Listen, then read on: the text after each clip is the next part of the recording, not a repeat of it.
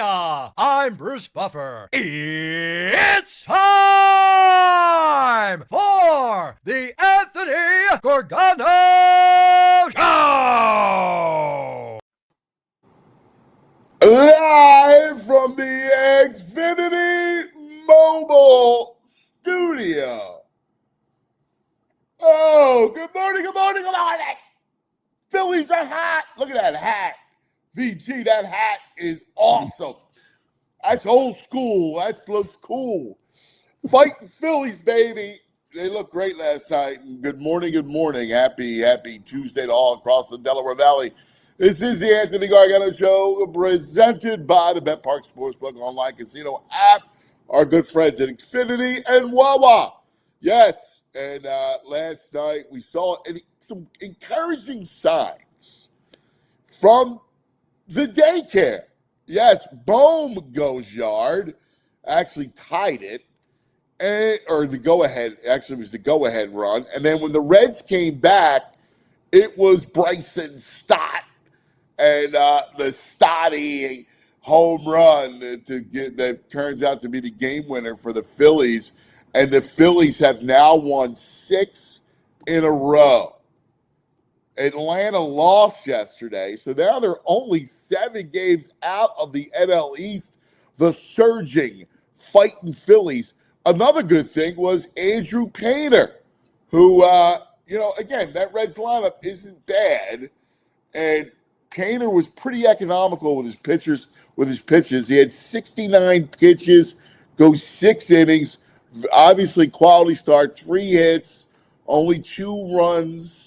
I mean, the strikeout total wasn't there, but I'll take it as he gives you the 69 pitches.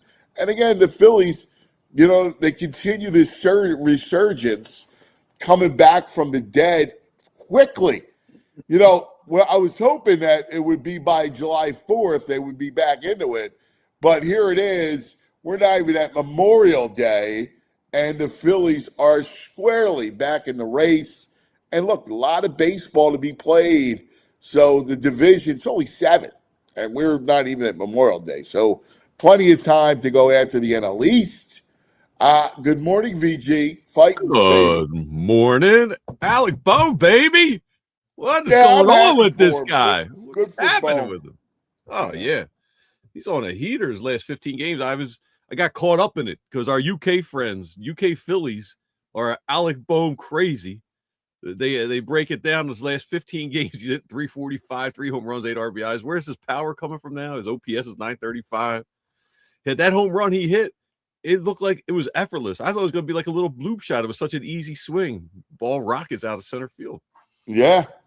No, I mean, it was good. Good sign. Like, obviously, you have to get some production out of that spot.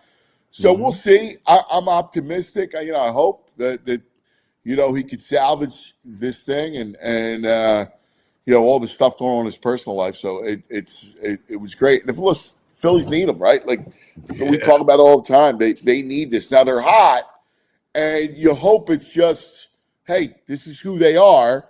Obviously, they'll cool down at some point, but you kind of even things out, and that bad start where you knew they were better than that kind of cancels out. I don't know. There was a point of me I didn't know if Bohm was going to be better than. I thought we saw Bohm, but it's hard. It's hard to judge him with everything he's going on in his head and his life and the world around him. I know. I don't know what to make of him. I'm just happy that he contributes, and we'll see, because there's nothing you can do until the deadline anyway. Yeah. Stott's clutch. He had an interesting post-game comment last night because everyone's always talking about like the batting coaches, and I don't know. Stott was just like, I haven't changed anything. I was hitting the ball, not getting good breaks. He's like, if it was a younger me, I probably would have switched my swing up, but I haven't changed anything. My swing's my swing. I'm just putting the baseball, buddy. Yeah. Sometimes it's baseball. Sometimes that's just what it. I hate to say it. What's funny? I like to talk about my team, my squad. Yeah, my Warriors. I got my coach's outfit on. Warriors. Me, Jim and Daryl and Big Rock and Gary. Big Rock. Big Rock. Big Rock. See, like Big Dom, he just strolled the sidelines. Yeah. So we like it's fun, but it's funny. Like we had a tournament over the weekend, and Dow goes, "What are we doing, man? Because we're hitting a lot of hard hit balls, but it's right at guys." And I'm like, I mean, I don't think it's anything other than that's baseball. Like you're not going to change up your approach. You hit the ball hard. That's all that matters, man. At some point they fall. I mean, that's what it is. And it's funny because it's such a mind bleep, that sport, that you can see where Stott would say, "Oh my God, I got to change it up." But you keep it the same, and sooner or later they're going to fall because that's who you are. Yeah, right. Painter. I mean, you said his fifth inning was great. He had 2 strikeouts. He looked really good in that fifth.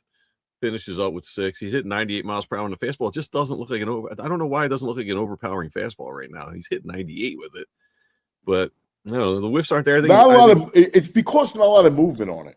I guess. You know what I mean? Yeah. It's not a lot of movement, and I mean, he doesn't have a lot of movement. Even on his breaking pitch, you don't have a lot of movement on it. So I mean, I think that's what you're getting. But look, I'm happy off of last night. Like you got 6 innings, ball was in play. He only threw 69 pitches through 6 innings. That's the height of being economical. That means you're putting the ball in play, and it was only 3 hits. Yeah, he's got command. Like he's hitting the corners and stuff. Just doesn't look overpowering. I think Donnie Baseball's doing a great job with him. 5 innings last time, 6 innings this time. Just gradually build up the confidence, get him out on a high note, make you want more. Yeah. Donnie Baseball. I mean, I was a big Topper supporter. I don't know. He's a little more aggressive. He's pinch runners, hits and runs a little more. I don't know, man. Well, it's funny because his decisions, every decision he's kind of made. I mean, there hasn't been one where I went, And, again, not the Topper, but these little nuances. Everything he seems to touch seems to work so far. Yeah, I'm all in on Donnie Baseball. Hey, the UK guys, I sent it in Slack, Julie. The UK guys got an Alec Boehm song. And I think do they really a Boehm song? Yeah, you know how they have them soccer chants? So they're so fired up about Alec Boehm. We might have to get those guys to come on, man. Oh, we must have it. Especially now, the summer of the World Cup. We must have it. We must have them on the show. I'm so intrigued as why they're just latched on to Boehm, and Boehm's their man. Is he from the UK? I don't know. I don't know what his background is. Maybe in a little bit we'll be able to play that song a little later. It's pretty good. I like it. I like it. Big fun night. Oh, we got it. Here we go. Let's take a look at it. Go ahead, Jules. I love it. 1 sec. Hold on. I forget. Come on, we got to talk about that basketball game last night too, and a hockey game where unbelievable. Big football day as well. Franny Films is going to join us. Baldy's going to join us. We'll talk Phillies with Jimmy Stakes. Jimmy Stakes is back. NBC Sports Philly. So looking forward to talking to Stakes about the fightings. We got a little bit of soap opera drama going out there with wedding invites and Jalen and AJ. Everyone's talking about. Have to get Baldy to break that down. Yeah, it's funny. I hate that stuff. I do.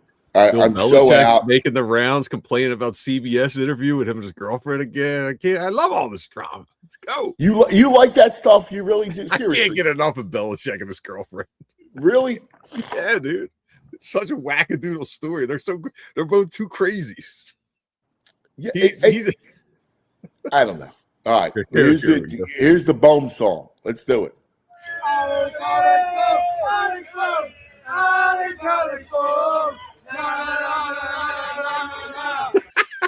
Alec Boehm. Alec Boehm. Alec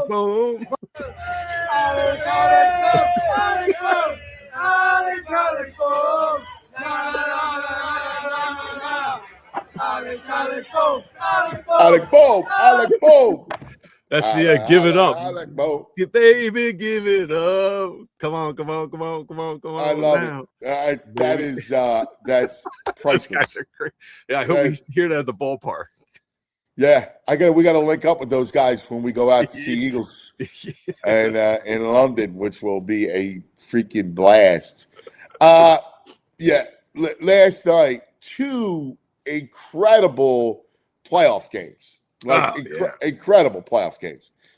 In the NBA, double OT. Wemby, what a night for Wemby. 40 and 20? 41 and 24. Are you kidding me? I'll tell you what I took away from that game. Hey, OKC, maybe Joe wouldn't be bad coming off your bench a little bit, give you a little big action. Yeah, I was thinking the same thing. You got a zillion picks, right? Like, you got, I think you got enough cap space because they're I don't think they're paying anybody. Right. Other than SGA. Yeah. He'd be real nice as the 7th man off that bench. Playing 20 minutes a game. Perfect. You put a beat out there. Yeah, because Chet looks terrible. By the way, Wemby is just a force waiting to explode, right? Like you saw it last night. There was a game. It was like kind of a nondescript game. It was in March. And I just happened to have it on. It was the Lakers. It was Lakers and Spurs. And the Spurs were up big. But the reason why I bring it up is he had 28 points. Wait. He had 24 in the first quarter. I think 30-something in the first half. 38 in the first half. It was the most dominating display that I ever saw because he's so big. You had threes, you had putbacks, you had post moves. Like he really is a ridiculous force. Like that, you can't. He could be one of the greatest players ever. Just dominating. Dude, there's the stat of this far in his career. He's got more threes than Curry, like more rebounds than Hakeem, more blocks than Ewing. Like he's excelling at everything. He's dropping logo threes last night. Dude, 7-6 or whatever. It's unbelievable. Like, he's almost like Ohtani in the sense, like, pitcher, slugger, can swipe bases, like, can do it all. There's nothing he can't do. Like, it's sick to have a guy that big with the range. Like, Joel has good touch and incredible and great range for a big. Like that whole idea about shooting threes, he's a good three-point shooter. He's got great touch. But, my God, Wemby takes it to another level. His range is deeper, and he's got better touch. It's pretty sick. And you look at him, I was like, who's this European, that thin? He's going to have the body. He's not going to be able to play. He can play, man. He can do it all. Yeah, I mean, this isn't the league of, early 2000s, 90s, when you had these bigs that they could foul you and would push you around. The game was fit. The game's not physical like it is. Yeah. So like it was. How about the Spurs with the big men legacy? You kidding me? Like Robinson, Duncan, they got Wemby. My God. The luck they run into with these bigs. It's a great series. It was the best game, obviously the best game of the NBA playoffs. Really is the de facto finals. It was awesome. Like it was actually great basketball. It was the one game I've thoroughly enjoyed that, forget the Sixers, that was just really good basketball. It was fun. It great was coaching. Great coaching. They come out of timeouts. They're all running nice set plays and stuff. I thought it was. Yeah, I mean, they're two elite teams. I know Brain thinks the Knicks could give either a series. I don't think so. I don't think so. I don't see that happening. Yeah, I think both these teams kind of roll, and then the hockey, another overtime. Like if you're a Buffalo, I have to admit, I have a soft spot for Buffalo fans. How many times are you going to be taken to the brink and just tortured? Like we all, every fan base thinks that they have it the worst. Yes, they do. Those people have it the worst because I mean, now to Game 7 against Montreal. You're staring at Carolina. They could beat Carolina, right? Like hockey's back in Buffalo. Eichel, the whole Took and the whole crew, right? They're back, Yep. and you lose in overtime. Like it's sad. Like I felt bad for it. It's unbelievable. There's something going on. I thought I had as a nug, but I don't. They've been in the league since what? I think the Sabres came in 70. I don't know when the Bills. They have 0 championships. Like none. It's like 100 years of seasons. 100 seasons and nothing. Well, we went through it, from 83 to 08 was 100 seasons. But it's even worse for that. But they're 13 or 14 years longer than that.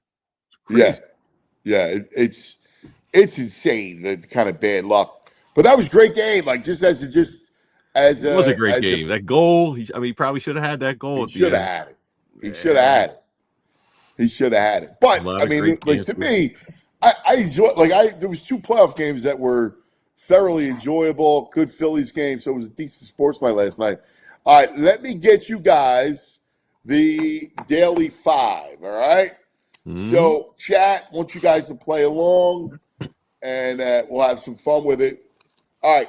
Off of the hockey game last night, what is the Flyers' timetable? Like, what's the trajectory and the timetable for the Flyers until they're ready to compete? We know what they need: a 1C, a 1D, and then to fill around.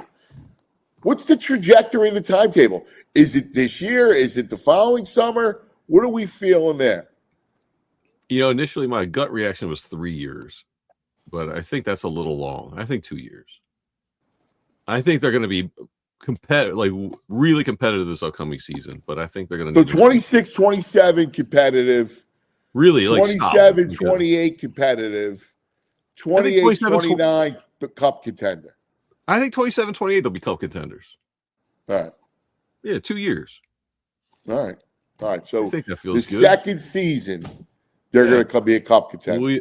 And at that point, we'll either have Vladar here still, or Zafragan might be here. Gives them a couple years to find a seat. It all, again, it's impossible to see whether it's Austin Matthews, McDavid, that you can land one of those big fishes, which you almost think is like you have to. Like the defenseman, I'm not as worried about. I think you can get. It's the 1C. Like the 1C is the guy that puts you on the brink, right? Like of being a contender. And you say, what we got in the chat? Eddie Wright, 3 seasons at the earliest. Jake Friel, 2 to 3 years. Mickey Durkin, 5 years. Oof. Come on, man. 5 years for the Dirk? 5 years, come on. I mean, so is this fool's gold? Is that what they're saying? That's what he's saying. But everyone else is like 2 years. 2 to 3 seems to me right. You got cap space. You hope that some of these prospects are able to really blossom, and you could be there. Yeah. 5. If it's 5, I'm disappointed. One thing is a little. I mean, I watched that game last night, and there's that Constance. I forget how they say his name, Hellenius or whatever it is. I mean, he looks. I know he just only played a handful of games, similar to Martone, but he looks ready to play, and he's a little. He was taken after Luchenko as a center. I mean, he'd be pretty nice here, I think. I know. I thought the same thing. All right. Question number 2 of the Daily 5. What year will the Sixers make the finals again? Does the infinity symbol count? What's that? The 8? The 8 sideways or whatever? I mean, I don't know, dude. The best I could do is 2035. I don't know. I have no hope that that's happening anytime soon. Think about it. I can't see a way to it. I watched that game last night, and my initial reaction was really depression. Yeah. Because look at that. Gervais Ziva says 3170. Joe 76 says 2070. Let me ask Grok, right?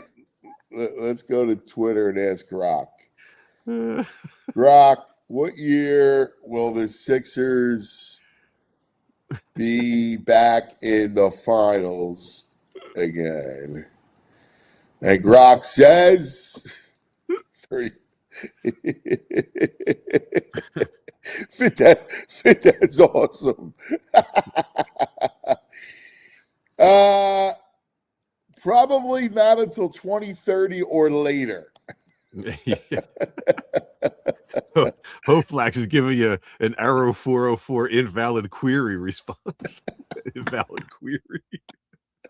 Oh, that's great. Uncle Frank says 2076. Yeah, that's probably on pace for that. Yeah. Oh, that's great. All right, let's continue. 3 players you trust in town right now. Well, I go with the consensus, which should be a first ballot Hall of Famer, Lane Johnson. Always trust him. I trust him when he's on the field, but you can trust him to stay healthy. Stay healthy? But if he plays, I trust him. I think that's part of the thing. Like, my first answer was Quinyon. That's my second answer. Yeah, Q. I go Lane, Q, and Wheeler.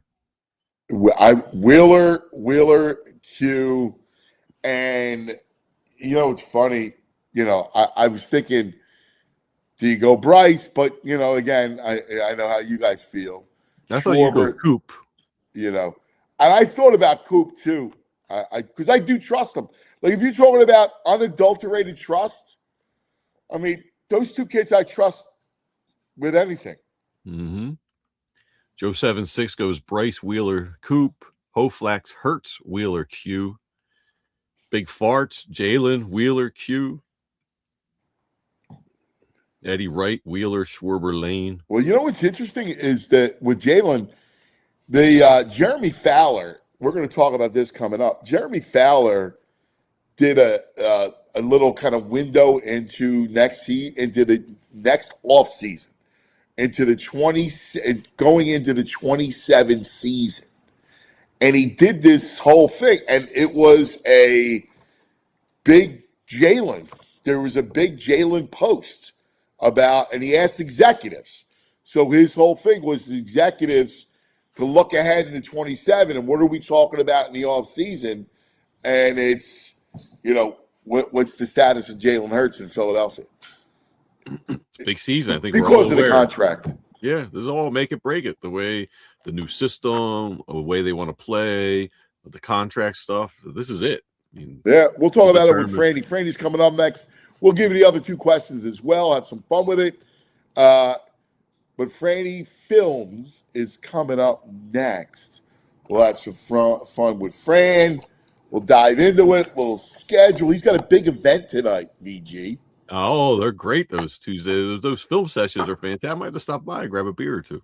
You really got to check it out. If you haven't been to one of Franny's film sessions, you really got to check it out. They are so much fun. It's like geeking out, right? Like, geeking out on all this stuff is a blast. It really is a blast. Zebus in the chat. He trusts the entire Sixers organization to bleep everything up. There you have it, Franny's film session. Yeah, we'll talk to Frank coming up in just a moment. But first, how about a word from our friends? Let's talk about the Bet Park Sportsbook online casino at VG. Phils tonight. Let me know what the line is. But the Phils tonight, Lizardo, the lizard on the mound. And it's a great way to play. The Phillies are hot, man. Now's the time to create a bankroll with the Phillies. I like strikeouts for the lizard tonight. I think the strikeouts, he's gonna rack him up. Check it out, right? Phillies are minus 143. Minus 143. Love it. Give me Phillies to win and Lizard with 9 strikeouts. What does that do? Check it out. All your favorite casino games. Everything right there. New customers get 250 spins on the soccer themed Slot Gold Trio Soccer. plus up to $500 casino bonus back if you're down the first 24 hours. BetParks.com has all the details. Got to be 21 in PA, New Jersey, Michigan, Maryland, Ohio. Gambling problem? Please call 1-800-GAMBLER.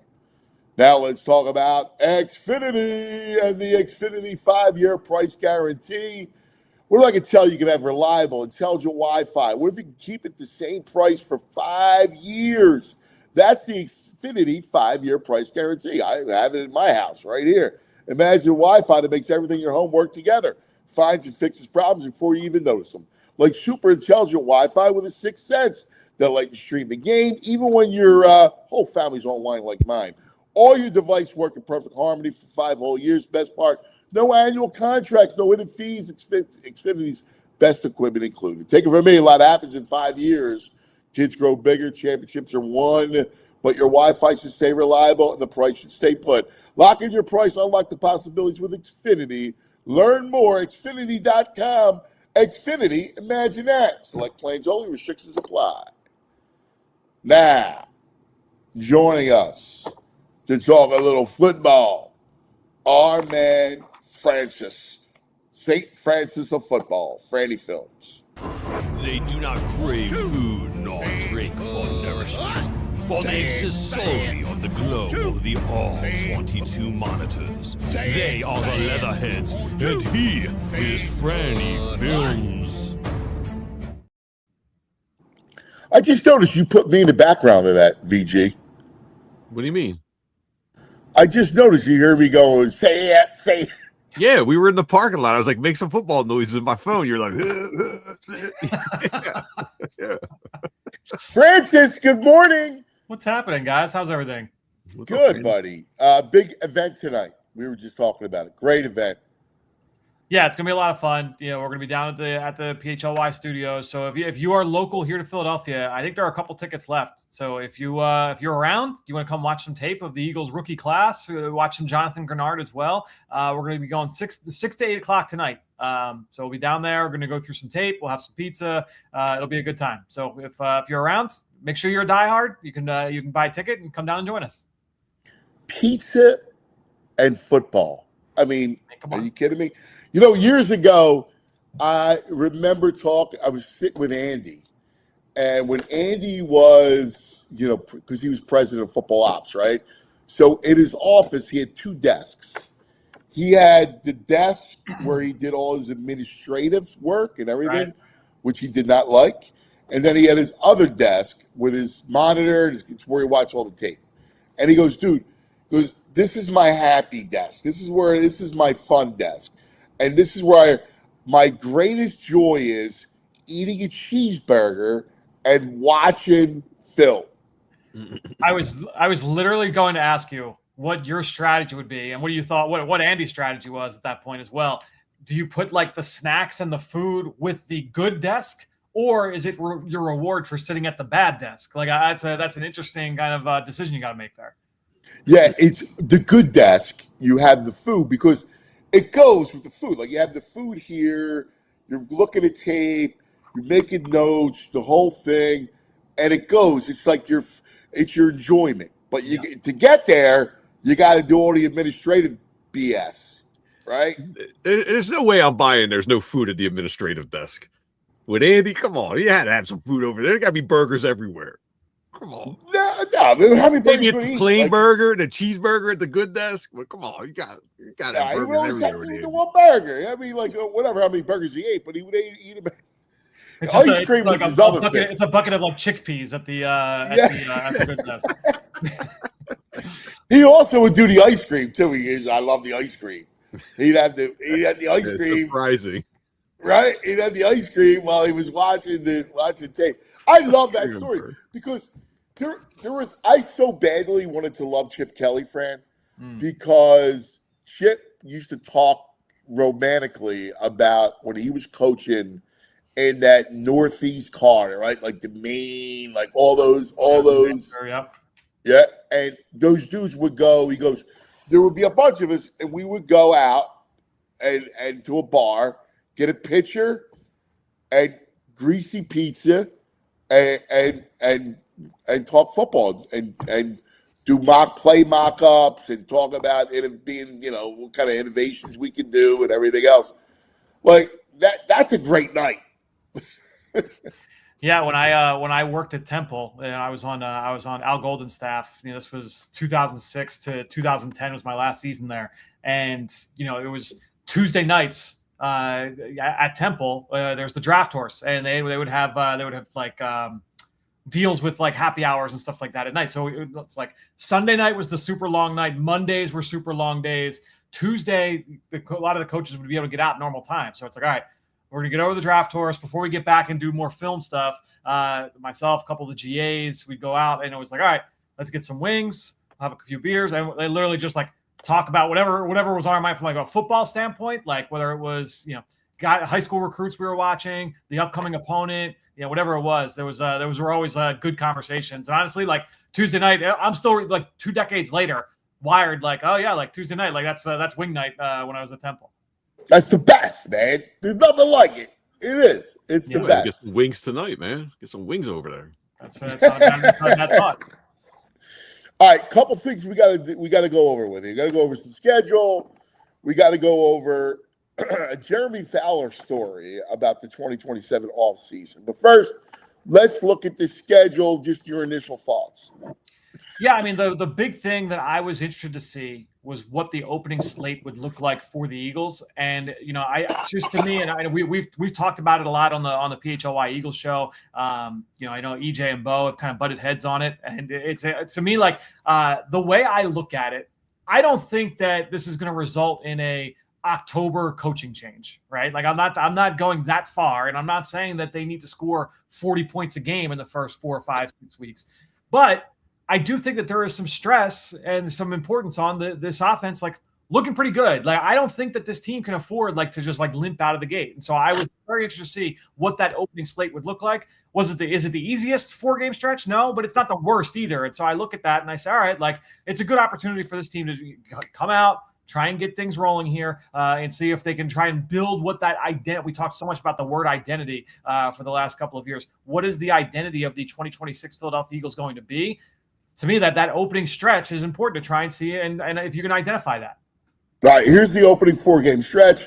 Obviously, the opener at home against Washington, 425. Then you're at Tennessee, which should be an easier game. And then the 2 toughies at Chicago on the Monday night, and then the Rams at home.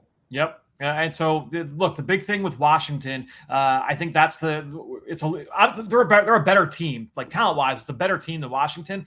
But Washington is bringing in 2 new coordinators, and it's going to. So I would expect some differences there. I don't think this is going to be a straight Dan Quinn defense. That's my read on it. I think it's similar to the Eagles bring in a new offensive coordinator with an offensive head coach. Like I don't think that this is necessarily going to be just the straight Dan Quinn defense. I would expect more Brian Flores influence there, more college type stuff there from Durante Jones, the new defensive coordinator. So I would expect some more unique looks. But again, they're going to be unscouted. So I would expect the unexpected there when you're going up against Washington. It's a new look pass rush as well. They get the linebacker Sonny Styles in the top 10. So some new pieces there on that side of the ball. And then the Eagles get to see Jaden Daniels for the first time since his rookie season. They didn't see him at all last year. That side of the ball should be healthier, and that's got a new offensive coordinator there, David Blau, very similar to Sean Mannion, a guy that was just playing in the league 2-3 years ago, and now is an offensive coordinator. So there is definitely some unknown with the opener. Definitely a little bit of an easier road against Tennessee, and then you've got 2 tough ones there on the road in Chicago and then at home against the Rams.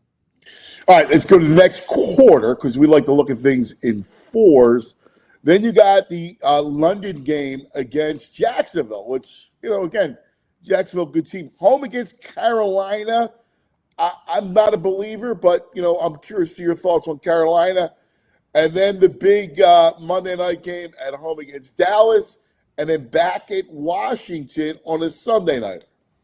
Yeah, I think that, look, Jacksonville, I don't want to say they snuck up on people last year, but they definitely outperformed expectations, and I don't think that that's going to necessarily be the case this year. Obviously, they're used to making that trip out there to London, but I think the Eagles are, they're accustomed to making these trips as well. They'll be planned and ready to go. So I'm not as worried about that matchup overall. And I think with the rest of that slate, like this is the part of the schedule now where if you're the Eagles, like if you're a fan, you're watching the team, and we're going to be talking about when we talk about this a couple times a week on this show, what's the identity? What's the feel? What's the vibe around this offense? Is it still disjointed? And that's, to me, like it's not as much about the results as in the first few weeks. And I talk about that opening stretch. It's not about the results.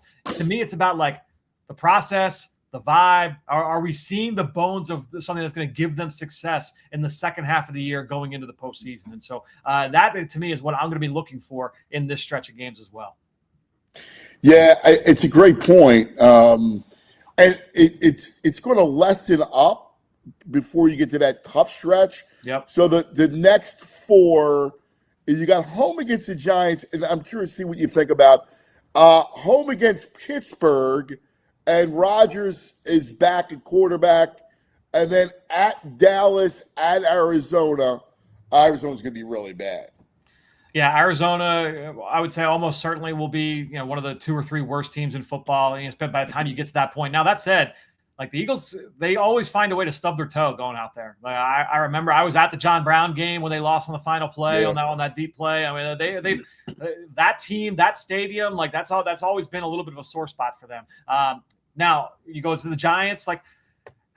I know the New York media is ready to crown this team as like potential Super Bowl contenders. I think that they've got the chance to be frisky. Like I think that they're going to be feistier. I really liked Denard Wilson. I like that hire at defensive coordinator. I'll be interested to see what he can do with that front seven and some of the things that they're going to be able to do with that. With that group, Abdul Carter in year 2. You add in some of the pieces they've added here in free agency or in the draft. Then you look over on the offensive side. I didn't love the staff that they put together on that side. And obviously they're going to be kind of running the show with Harbaugh, not necessarily like an offensive guy. So I'll be fascinated to see what the identity is of that offense. They wanted to be able to like become a running team, and they couldn't get that big running back this offseason. Like they were rumored to be on Kenneth Walker and Achane, and a lot of these guys came up short. They couldn't get Jeremiah Love. So I'm fascinated to see what that offense looks like, considering the fact that they couldn't get that guy to be their bell cow. You've got who's Jackson Dart? First of all, the one thing I know, I think the kid's has some ability, but you can't play like that. There's no way. I was shocked at all the read options that they ran with that kid. You want to put him in the harm's way. My God. I mean, and he can't protect himself. Like, you got to protect him from himself. Yeah, and that's why I think John Harbaugh wanted to get a big running back, a big ticket running back, to take some of the weight off of his shoulders, off of Jackson Dart's shoulders. But I did like the idea of adding an offensive line in the top 10 to just kind of fortify that group. There's still a ways to go, but I think that they've developed into a solid offensive line as everybody can stay healthy. But Malik Neighbors, like, surprise surgery, like a follow-up surgery just earlier this offseason. So at what point is he ready to go? Is he ever going to be 100% this season? So I think there are a lot of questions up in the air when it comes to this Giants team. You a believer in Scatterboo? Yeah, but that's such a devastating injury that he's coming off of. So what is he going to look like? To me, like he says he's ready week 1 and he's going to get 2,000 yards. That's what he said yesterday, or it was this weekend. Yeah, he has said a bunch of things this offseason that I think are questionable, to say the least. Yeah, and I think he's a complimentary back. Like, he's not a lead back. Yeah. I mean, he's not a guy. He's a guy that is going to be like your innings eater, grind stuff out between the tackles. He's more than just like short yardage, but that's kind of the archetype of player we're talking about. He's not a space player at all. And what do you think about? I mean, I guess it had to happen, but do you think Rodgers is in Pittsburgh, and the whole idea with Drew Aller, which is like, hey, forget everything you know about playing quarterback. We're going to completely rewire you, which I think is the right way to approach it. Yeah, to me, like he's put on ice, but the problem is that they've got 4 quarterbacks right now, where it's, I would say, similar-ish to the Eagles, where, all right, well, except they spent more on Aller. Like Aller's, if he's not on the 53, you drafted him too high to put on the practice squad. I don't think you're going to put him on the practice squad. So you're hoping that he goes to injured reserve at some point with some kind of injury, unless you're going to carry 4, because they all offseason, and it could have just been like just to try and lure Aaron Rodgers back, but they were touting Will Howard as like, oh, we want to get a look at this kid. We think that he could be a starter down the road. They just spent a 6th-round pick on him last year out of Ohio State, and I don't know that he's necessarily a guy you're going to bank on in the future. You paid Mason Rudolph to be your number 2. So, to me, that's going to be it's going to be interesting to see that play out over the next few weeks and the next couple of months here in this offseason. But there's no guarantee that Aaron Rodgers is even healthy by the time we get to that point. When you get to quarterbacks of that age, it's not a guarantee that they can make it that far into the season. Yeah, again, and I don't know what their offense. I mean, their best offense last year was Kenny Gainwell out of the backfield. And he's gone. Yeah, he's down in Tampa, vying for the starting job there. So I do think that they've added more weaponry around Rodgers from a receiver standpoint. They trade for Michael Pittman. They drafted Jeremy Bernard, the kid out of Alabama. These are guys where they play into Rodgers' skill set, right? Like Rodgers right now, the way that he wants to play is literally like catch the ball, shotguns, ball out, ball out, ball out, ball out, ball out. So shallow crosses, wide receiver screens, little stop routes. Like it's exactly the way that the Eagles, Nick Sirianni has wanted to play, has this offense is play where the ball is going to be out really, really quickly. And I do think that a lot of the guys they have, like it matches that skill set. It's a slog to watch. It is a slog. It's horrible. It's a dreadful offense. Yeah. It really is. It's tough.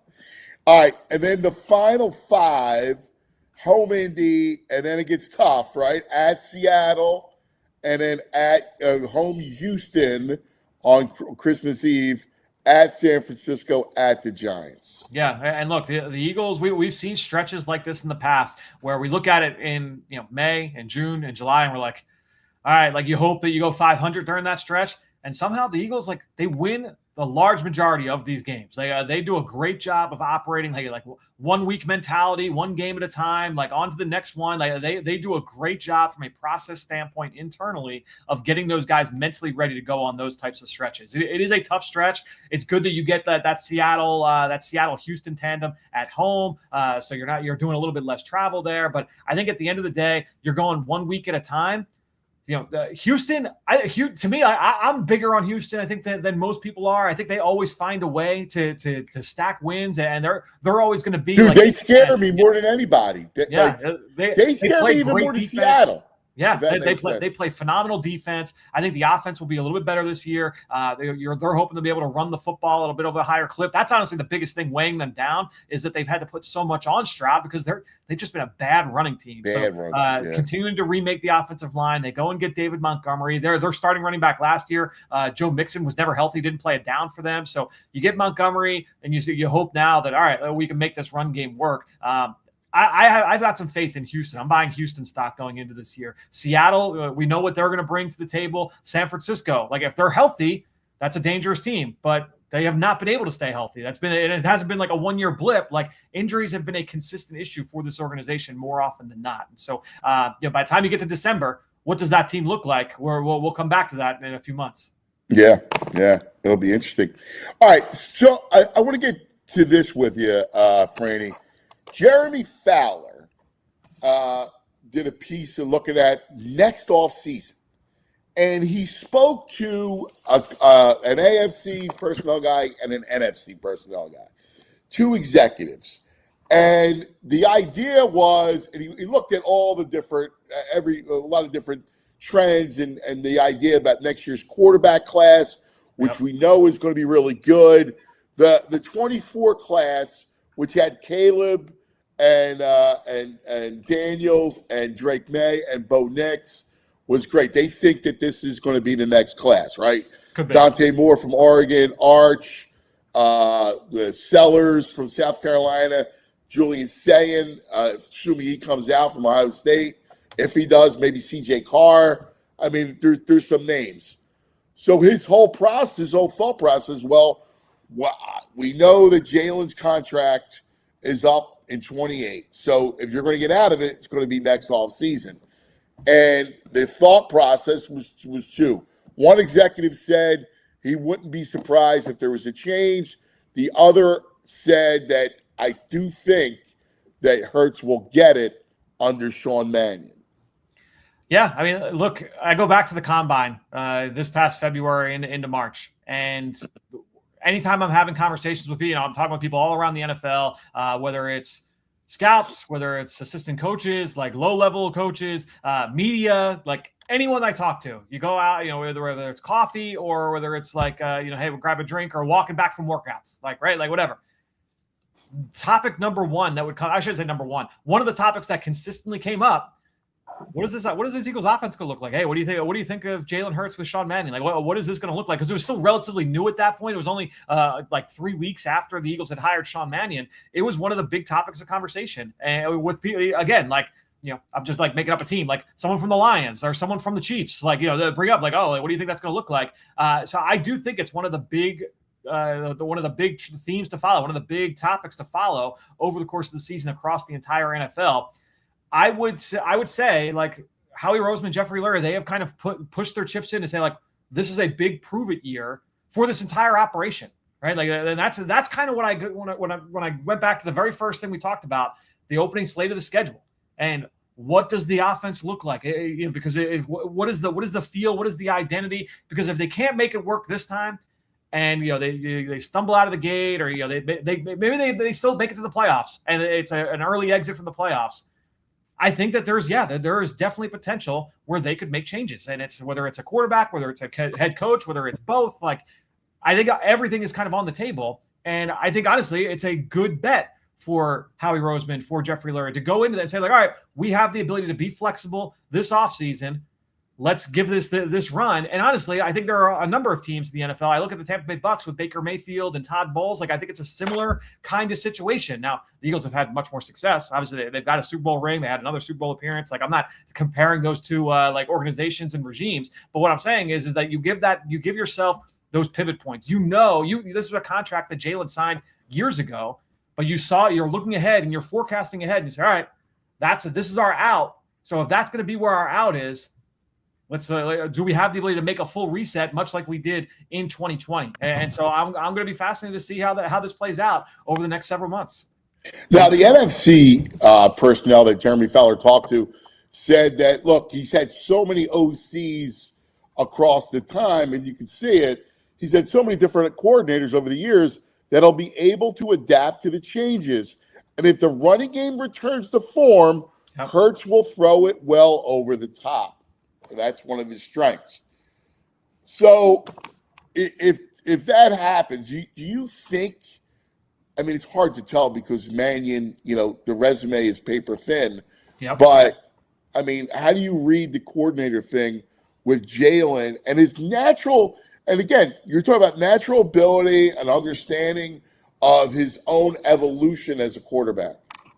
Yeah, I mean, it's the $1 million question, and it's something that we have talked about in some way, shape, or form, I don't know, countless times over the last few years, where you look at it's a new coach, it's a new offensive coordinator, and while yes, it's been a new offensive coordinator basically every single season for one reason or another, but it's a lot of the same issues that pop up, and there's really only two constants. It's Nick Sirianni and it's Jalen Hurts, and trying to weed through what's what. I think that there's fault on both sides of it to why it hasn't always hit to their potential, and why, despite all the investment on that side of the ball, why they're still, middle of the pack offensively in a lot of key metrics, especially namely from a pass game standpoint.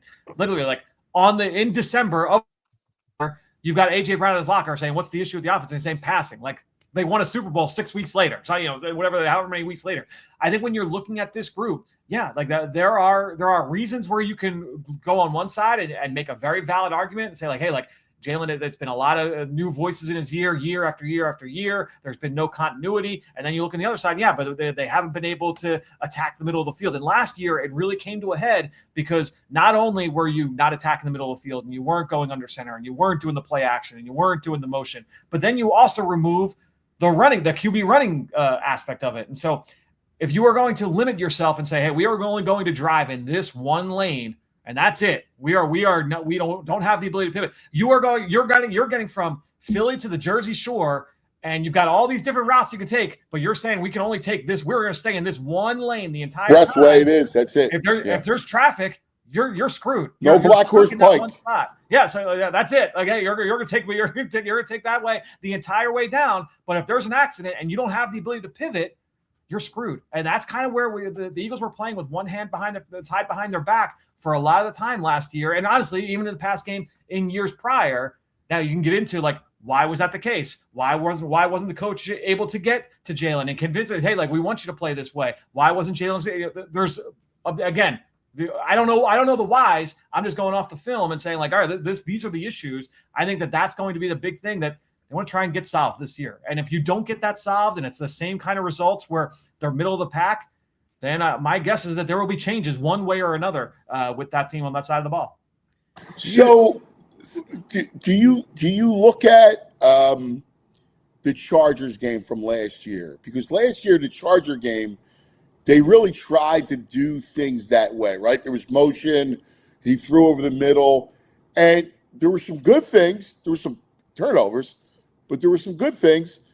How do you kind of look at that game and then extrapolate forward?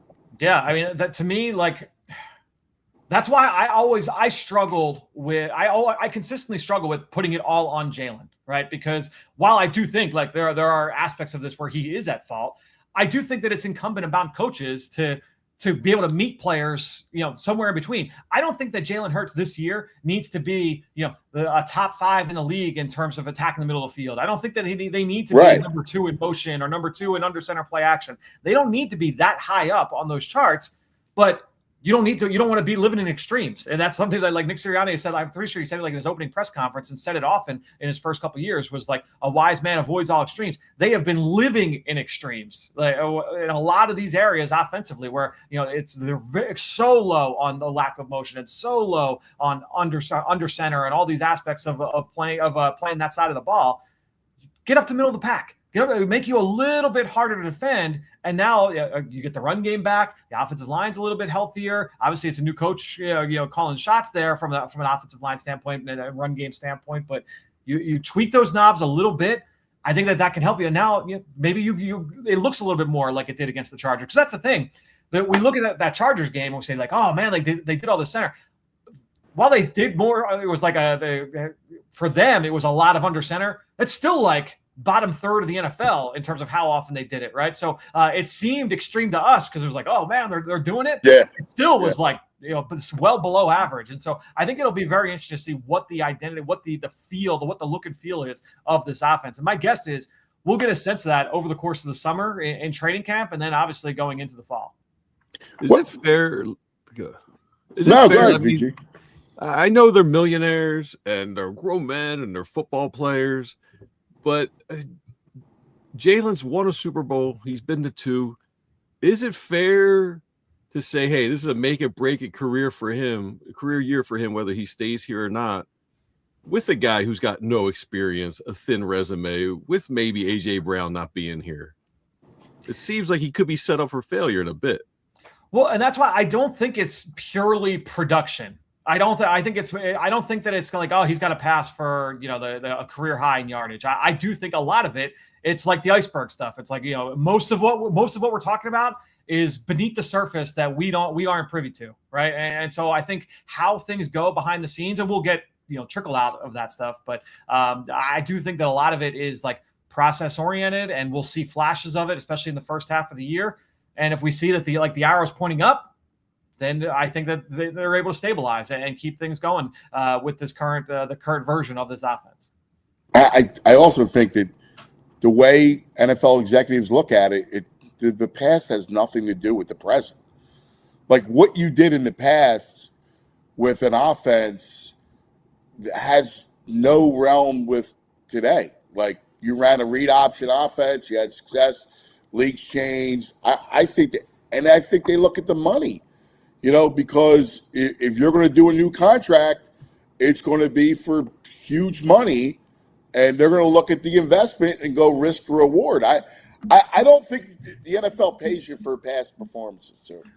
But the good teams don't, like the Eagles don't usually. And so I think that when you're looking at, because my guess is that Jalen's going to probably want to redo this contract, and the Eagles will want to redo this contract just because of structure and things of that nature. when he did that after the 22 season, he's right now at $51 million a year. My guess is that when he redoes that, I mean, Dak Prescott's at 60. I'm just looking right now. Dak Prescott's at 60. Herbert is, just below that. Jordan Love's just below that. Like, so if you're Jalen, you're like, oh, well, I've got a Super Bowl MVP, and we have another year of success. Like, yeah, like I'm going to be in that conversation. You're talking like $60 million a year. That's probably, so you're adding a lot of onto that contract and what that looks like. So that's a significant investment on the organization's part, and they want to make sure that the arrow is still pointing up at season's end. But if you're going to make that investment, just seems like this is an organization that usually has a lot of drama around it, and they're setting themselves up for more drama if this offense doesn't look good by not having an experienced seasoned offensive coordinator. So then people would be like, all right, we know this guy knows what he's doing. Jalen's not implementing it, or Nick. If this is an issue that's not the offensive coordinator. With Mannion, if it doesn't look good, is it Mannion? Is it Nick? We got a bozo offensive head coach. Is it Jalen? It just seems they're setting themselves up for chaos if this doesn't look great from the get-go. But I guess you could have said the same thing in when they made the shift from Wentz to Jalen, right? Like if you go back to that 2020, 2021, during the transition period, people went nuts. Like, what do you mean you're going to move on from Doug, right? Like he won a Super Bowl, and I mean it worked out. It's weird because like I get it. I think if the contract wasn't a huge contract, it's a little bit more. It's easier to just not. But if you're going to have to invest $60 million, you got to be lights out.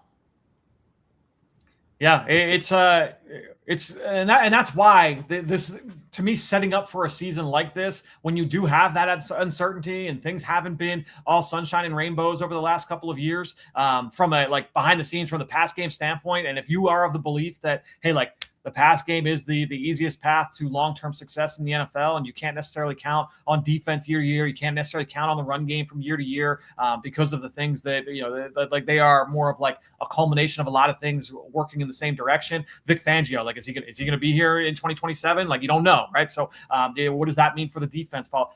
If you want the pass game to be the anchor of this organization moving forward, before you make that investment, you want to make sure that, like all systems go. We feel good about the direction of everything. So, to set it up for this year, I do think makes sense.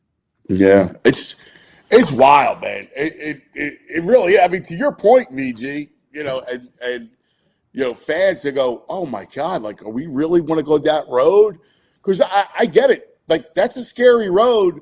Like, where you go and who's your quarterback, right? Like, is it Tatter? I don't know, right? Like, are you going to make a leap to try to get up into one of those for the draft pick and go with an unproven kid, right? Like, none of them are close to anywhere near Hurts.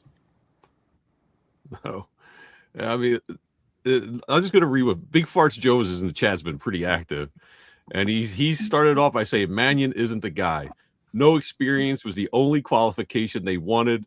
We wanted McDaniel, Dable, someone who's done it, and we settled for no name. And everyone's stoked on him because his name isn't Patullo. It's a total front office failure. Too soon, Fartsy. You can't make that. You can't make that statement. I mean, you don't know, right? Like, he may be a fugazi. I don't know, but it's too soon to say that. I will say, like, pretty much anyone you hear from around the NFL that's been around Mannion is like speaks extremely highly of him. It doesn't mean that it's a foregone conclusion, but everyone speaks incredibly highly of him. So that's why there's a lot of interest in this in this situation. Yep, Franny, great stuff as always, buddy boy. Tonight, the Franny Films film session where Franny's going to look at all the newest Eagles, the draft picks. Jonathan Grenard, who I love. I just love this defense. So, Franny, it's pizza and football tonight. Make sure you become a diehard. Yeah, it's gonna be a lot of fun. I'm excited to see. We've got regulars that usually come back, so I'm excited to see everybody. And if you've never done it before, come and join us. It'll be fun. We'll go through Mekhi Lemon. We'll go through Eli Stowers. We'll do Grenard at the very end. We're gonna go through the rookie class and work our way up to Jonathan Grenard. Love hey, They're asking in the chat. The elevator is working. You don't have to worry about the steps, or everyone wants to know if there's water for after the steps. The elevator is good. The elevator's working. We decided to do one more day to give Jules his ankle a rest, and we'll be back tomorrow. But great stuff, Francis. You're the best. Appreciate it, guys. Talk Love soon. you, buddy. St. Francis of football. Our man, Franny Phillips. Coming up. I'm so excited. I miss this guy. I watch him all the time on NBC Sports Philly, but we love him. Jimmy States coming up, man. Love me some States. We're talking some, and I purposely waited until the hot streak because like Jimmy's great. Because Jimmy would have told us, listen, it's baseball. It's early. Let it play out some.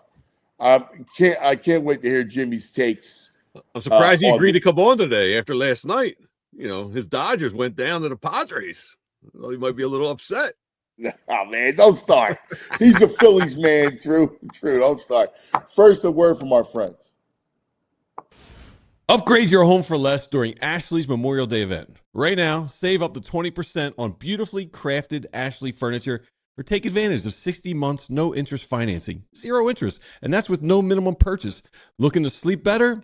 Get free upgrades on select adjustable bases, plus king-size comfort for queen-size pricing on select Ashley mattresses. These Memorial Day deals won't last, so don't wait. Shop in-store or online at Ashley today.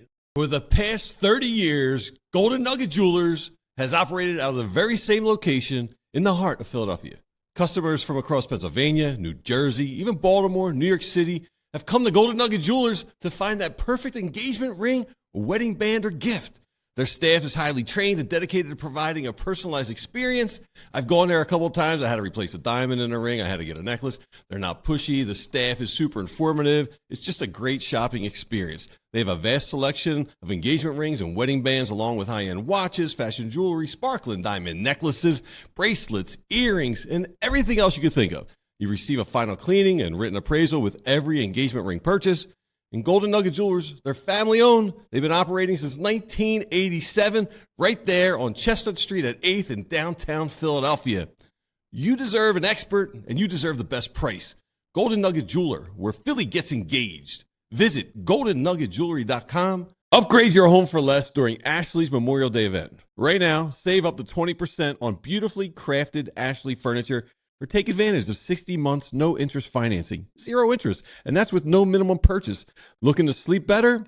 Get free upgrades on select adjustable bases, plus king-size comfort for queen-size pricing on select Ashley mattresses. These Memorial Day deals won't last, so don't wait. Shop in-store or online at Ashley today.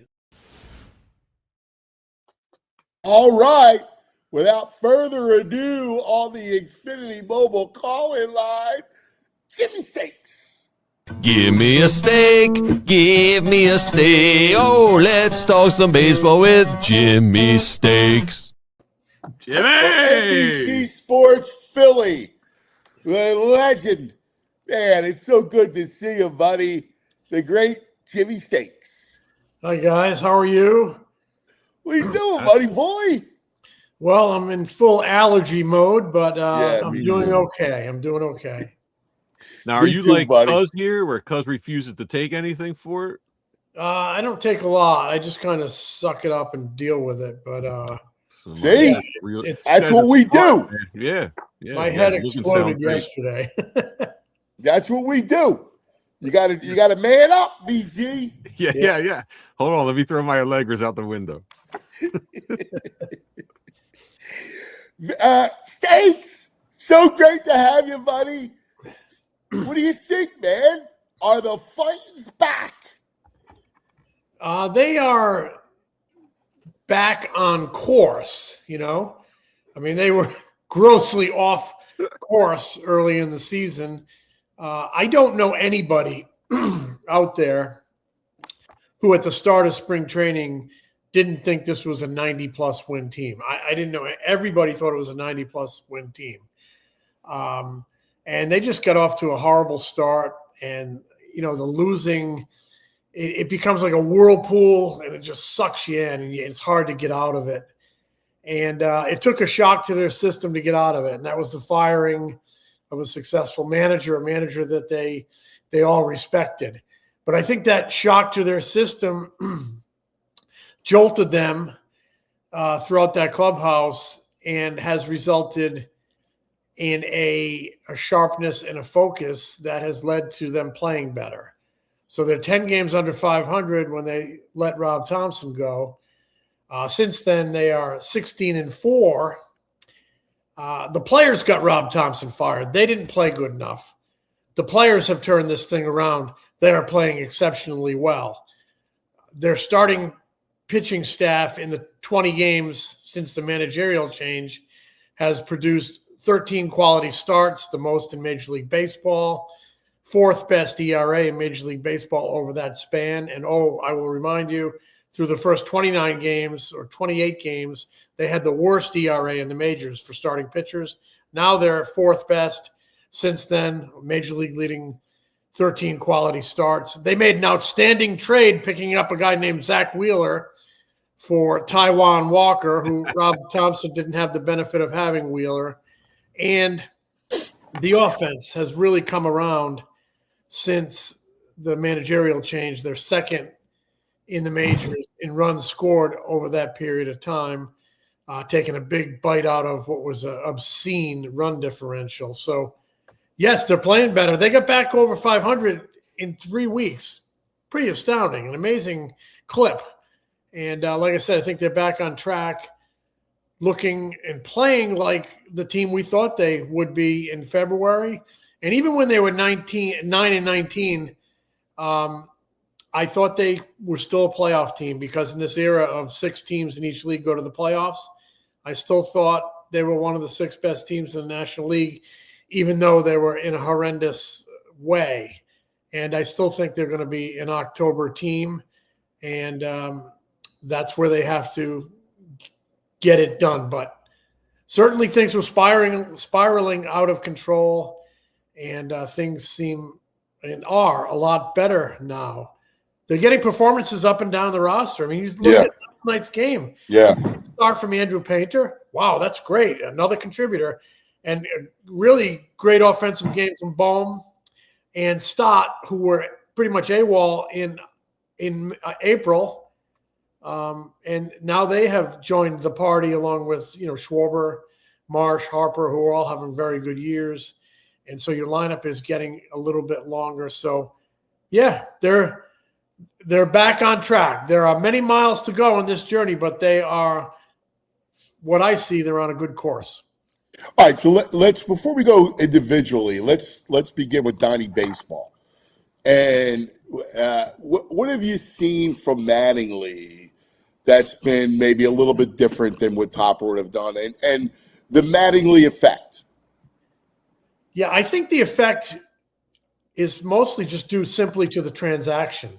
Yeah. To the firing of one respected guy and, the addition or the elevation of another respected guy. Yeah, I think there's some different voice in there, but I don't see a lot different. They're kind of similar guys. They rely on their players. They trust their players.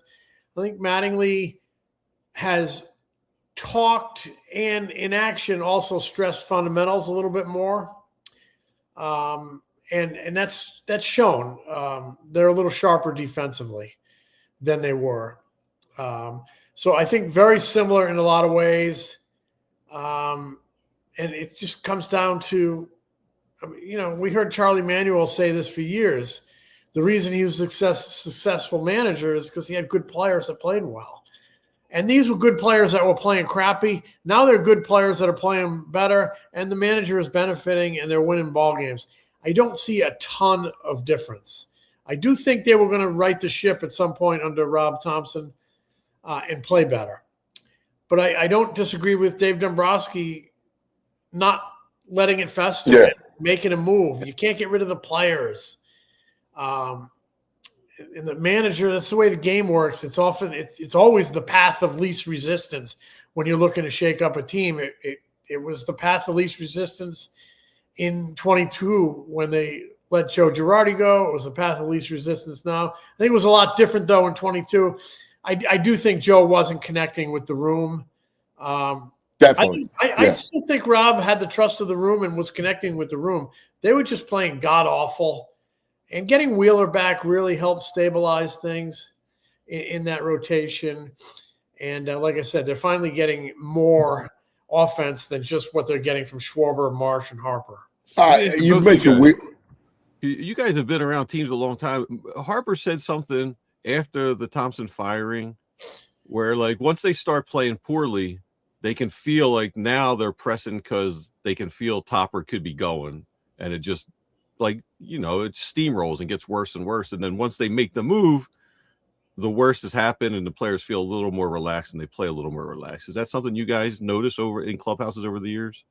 Oh, yeah. You can smell when a managerial change is coming. And, you know, you started to feel it coming out of Chicago, going into Atlanta. Dombrowski was in full evaluation mode of his roster with scouts coming into town, and they weren't playing any better, and they kicked the ball around, didn't play well in Atlanta. And, yeah, you could really sense it coming. You could feel it coming out of Atlanta on that Sunday, looking at an off day. And I hear people say, well, he engineered this as the schedule was softening up.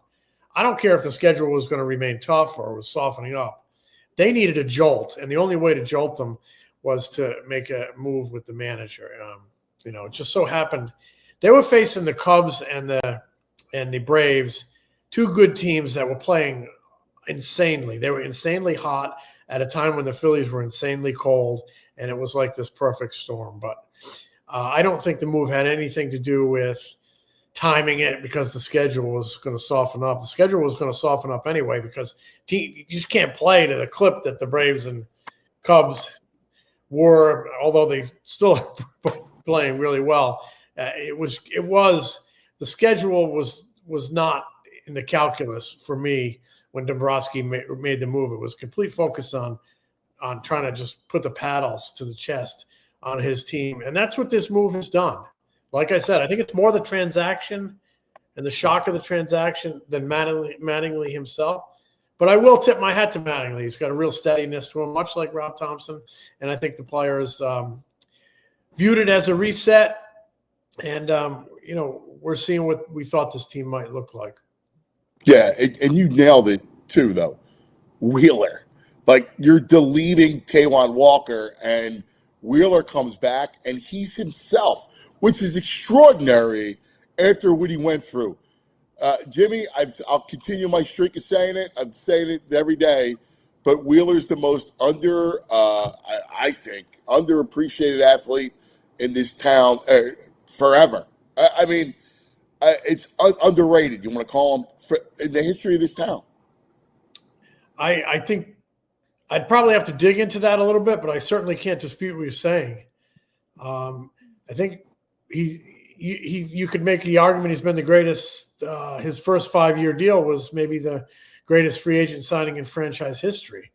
I know the Pete Rose signing gets had a lot of impact, maybe more intangibly than even performance-wise. But this guy, you know, in that first 5-year deal, 2 seconds in the Cy Young. I mean, since he signed here, if you look at FanGraphs' WAR for starting pitchers, he's the number one starting pitcher in Major League Baseball. So he's been a tremendous signing, received a huge contract extension, pitched really well last year. In the first year of that extension, had the problem, a career-threatening problem that required a serious surgery. But, man, coming back out of that surgery, you're like, is he going to be Zach Wheeler again? I think in the last 3 starts, you're like, he's almost there. I mean, you look at his last 3 and Sanchez's last 3, and their last combined 6 starts, they've walked 3 batters.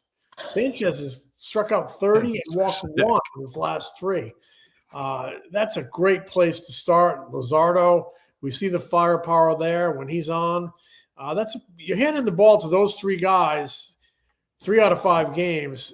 You should win a lot of games. That's why going forward, I think they need to address that right-handed bat situation as in a part-time role. And the other big thing they need is good health up and down the lineup and in that starting rotation, because such a strength for this team. What do you see from Painter last night? Really good, really good. You're just seeing the maturation and the development of a young pitcher. They all, 99% of young players have growing pains, when they come to the majors. It's just a different ballgame up here. And, he's still trying to rebound off a difficult season last year, but a lot of talent. I'm seeing a guy who attacking a little bit more, not as tentative as he was maybe in his first 5 or 6 starts. And the last 2 good ones, a lot of growth, a lot of strikes, a lot of quality strikes, looking more confident. So, he's allowed, 3 runs in 11 innings over his last 2 starts. Now, if you're getting contributions from him, that rotation becomes a little deeper. Just like if you're getting contributions from Stott and Bohm, the lineup becomes a little deeper. Yeah, I like the fact 69 pitches in 6 innings tells me that he's not afraid to challenge, right? Like to pound the zone, and that I love that number because that showed me that he's unafraid of anybody. Yeah, and 62 pitches in 5 innings in Boston 5 nights prior. So his economy of pitches has been really good. I think he's going to really figure it out because the talent is there, and he's a really bright guy. Yeah, that's awesome. Bright kid. Lineup, Jim. Let's start with the stars because, man, Harper and Schwarber put on a show during this 16-4 stretch. Bryce is every bit the elite guy, and watching the home runs by Schwarber. Thanks, Dombo. It's just been awesome. I got that, Greg. Yeah, man. He had a because Greg criticized him too, so that's why Dombo's his boy on that. I still don't think that was premeditated. I think it just kind of was organic, and it came out, and he felt the way a lot of people felt. And if Bryce wants to use that as motivation, go for it. You should grab motivation anywhere you can get it. I mean, Terry Francona's in town with the Reds. He managed Kurt Schilling, and he used to say that, Schilling could draw motivation from anywhere and make it work for him. He said he would get fired up on bobblehead day even if it was like an outfielder's bobblehead. So whatever drives you, whatever it makes you, whatever pushes you, everybody benefits from it. So if that's driving Bryce, and I do think it's in the back of his mind, I really do, then good, because he has looked good, especially lately, kind of using the middle of the field, staying on his legs. You see sometimes he pulls off when he gets a little anxious, staying on his legs, using the middle of the field, really having a great year. Be in that all-star game in a couple months. Schwarber will be there. Schwarber is otherworldly with the power he's showing. Let me ask you a question off of Schwarber's power, because it reminds me of when it was McGuire Sosa. I was on the Sosa beat, right? And so remember that go to wherever Sosa is, you gotta be. So I spent 6 weeks following Sammy around. And it was just interesting because forget all the other stuff. Just the idea of the home run. It was like every night it felt like there was one or maybe two, maybe missed a game. Then there was another one. It's like Schwarber. It's unbelievable, that mammoth display. It's really fun. Yeah, the frequency when he gets on these rolls. What I love about Schwarber, and I covered that stuff too in '98, McGuire, Sosa, and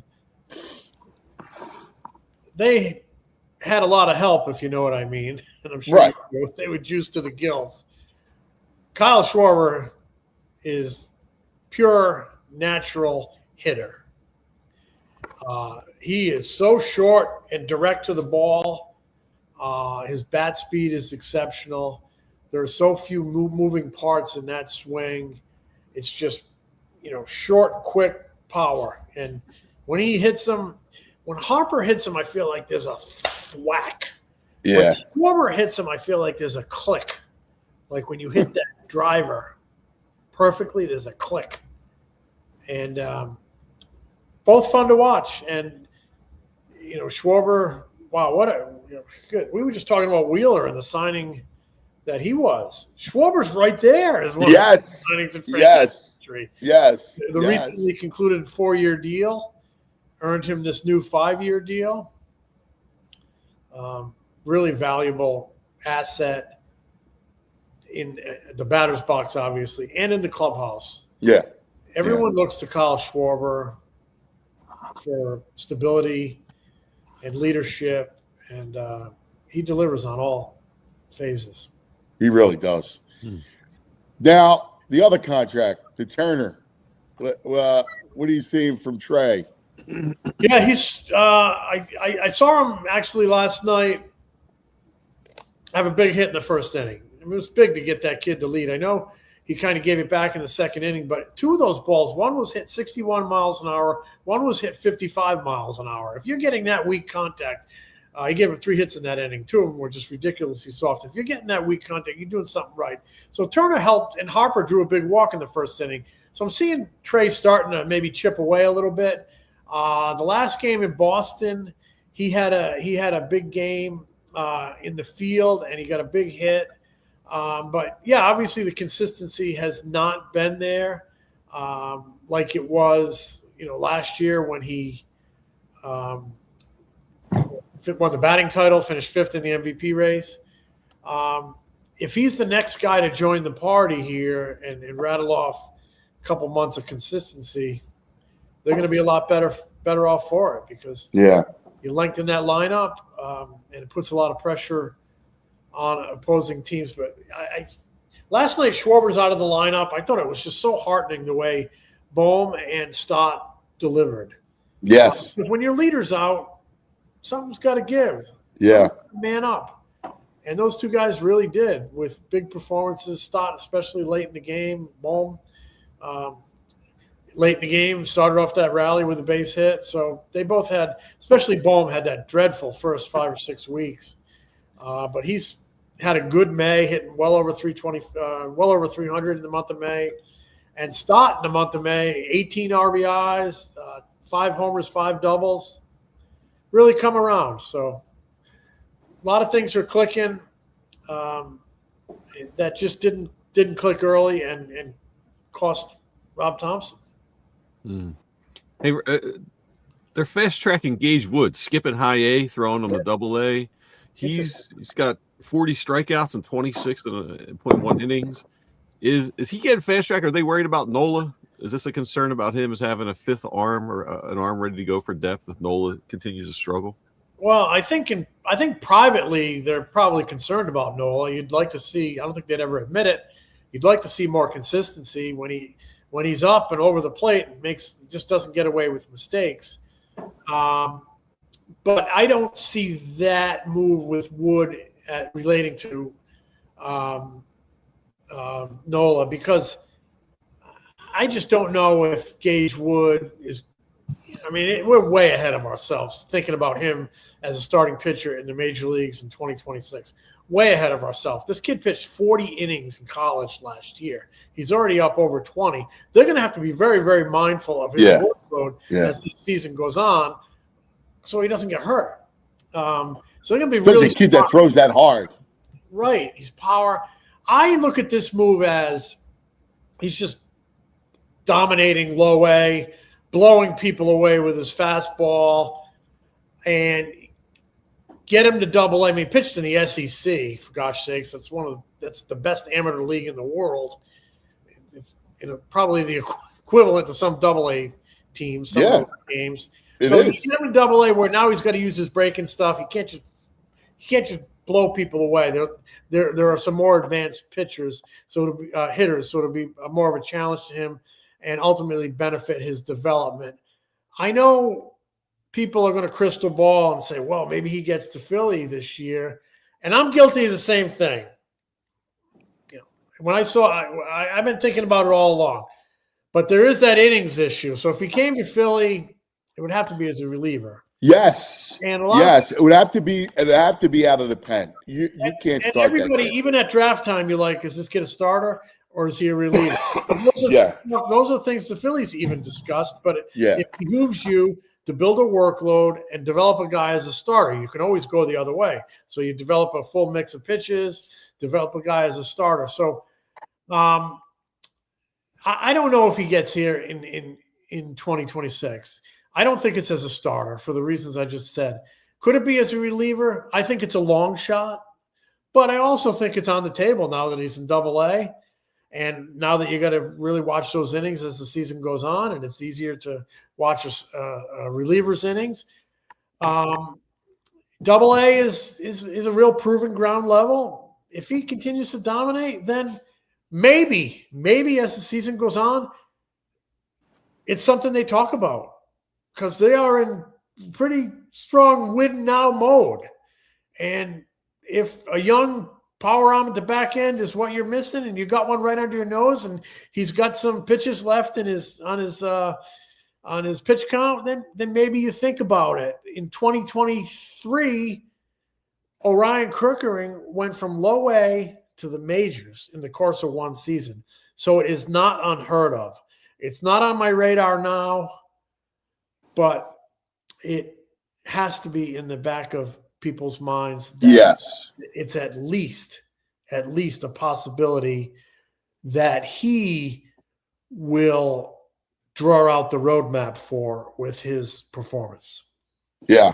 He's a different animal than Kirkering too, because Kirkering, he's got the stuff, but mentally, where Gage Woods, he's got that killer mentality.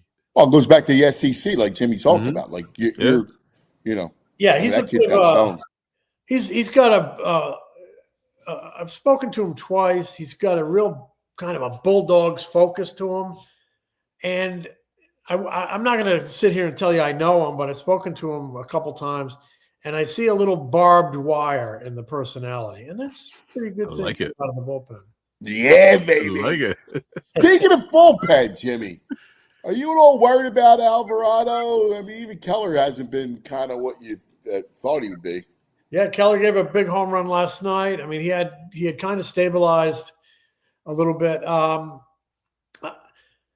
wouldn't say I'm worried, but you'd like to see a little more consistency. They let Alvarado face that right-hander last night. You thought maybe they would go to Kirkering and batter earlier. Alvarado's been there and done it now for a few years, so we know relievers are up and down, but he can put together a good string. Keller has had that one good year. I still think they could be in the market at the deadline, much like they have in past years, for somebody at the back end. That has relation to what we were just talking about with the kid, though I'm not suggesting it's going to happen. Right.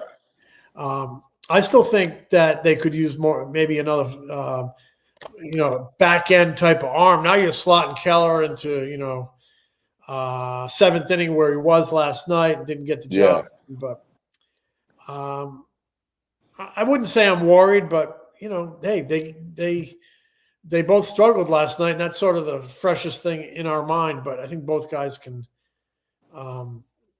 they can both put good runs together. We'll see. Are you scouting at all? Are you thinking about names, right-handed bats, potentially? I haven't really done a lot, though. I'll tell you what, that kid Steer from Cincinnati, I kind of like him a little bit. We saw him last night. He's got power. I kind of like him a little bit.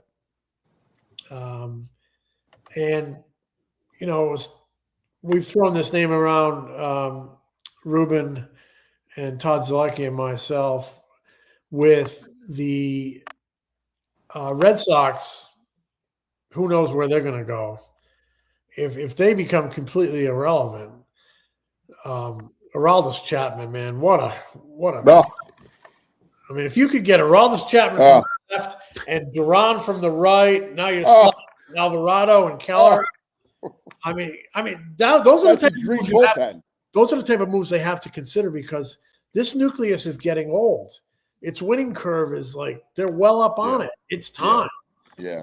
And I could see them considering a move like that. Chapman didn't want to move last year. I mean, the Red Sox kind of got back into it. They did get back into it, but that's a name I would keep an eye on. That's a role I would keep an eye on. Right-handed bat and something at the back end of the bullpen, much like they did last year, much like they needed the last few years. So, but I'm just glad we're having these conversations because on the 27th of April, you're like, oh my God, what's going on here? Yeah, we don't want to talk selling, that's for sure. I love the idea of Chapman. And to your point, of course you would. I love it. Another flamethrower. Yes. I mean, if I got Duran, Chapman, are you kidding me? Like, that's a dream bullpen. And then Gage Wood?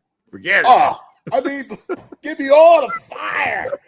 Fire. It's the if you get Chapman, now you don't have to think about rushing Gage Wood. Exactly.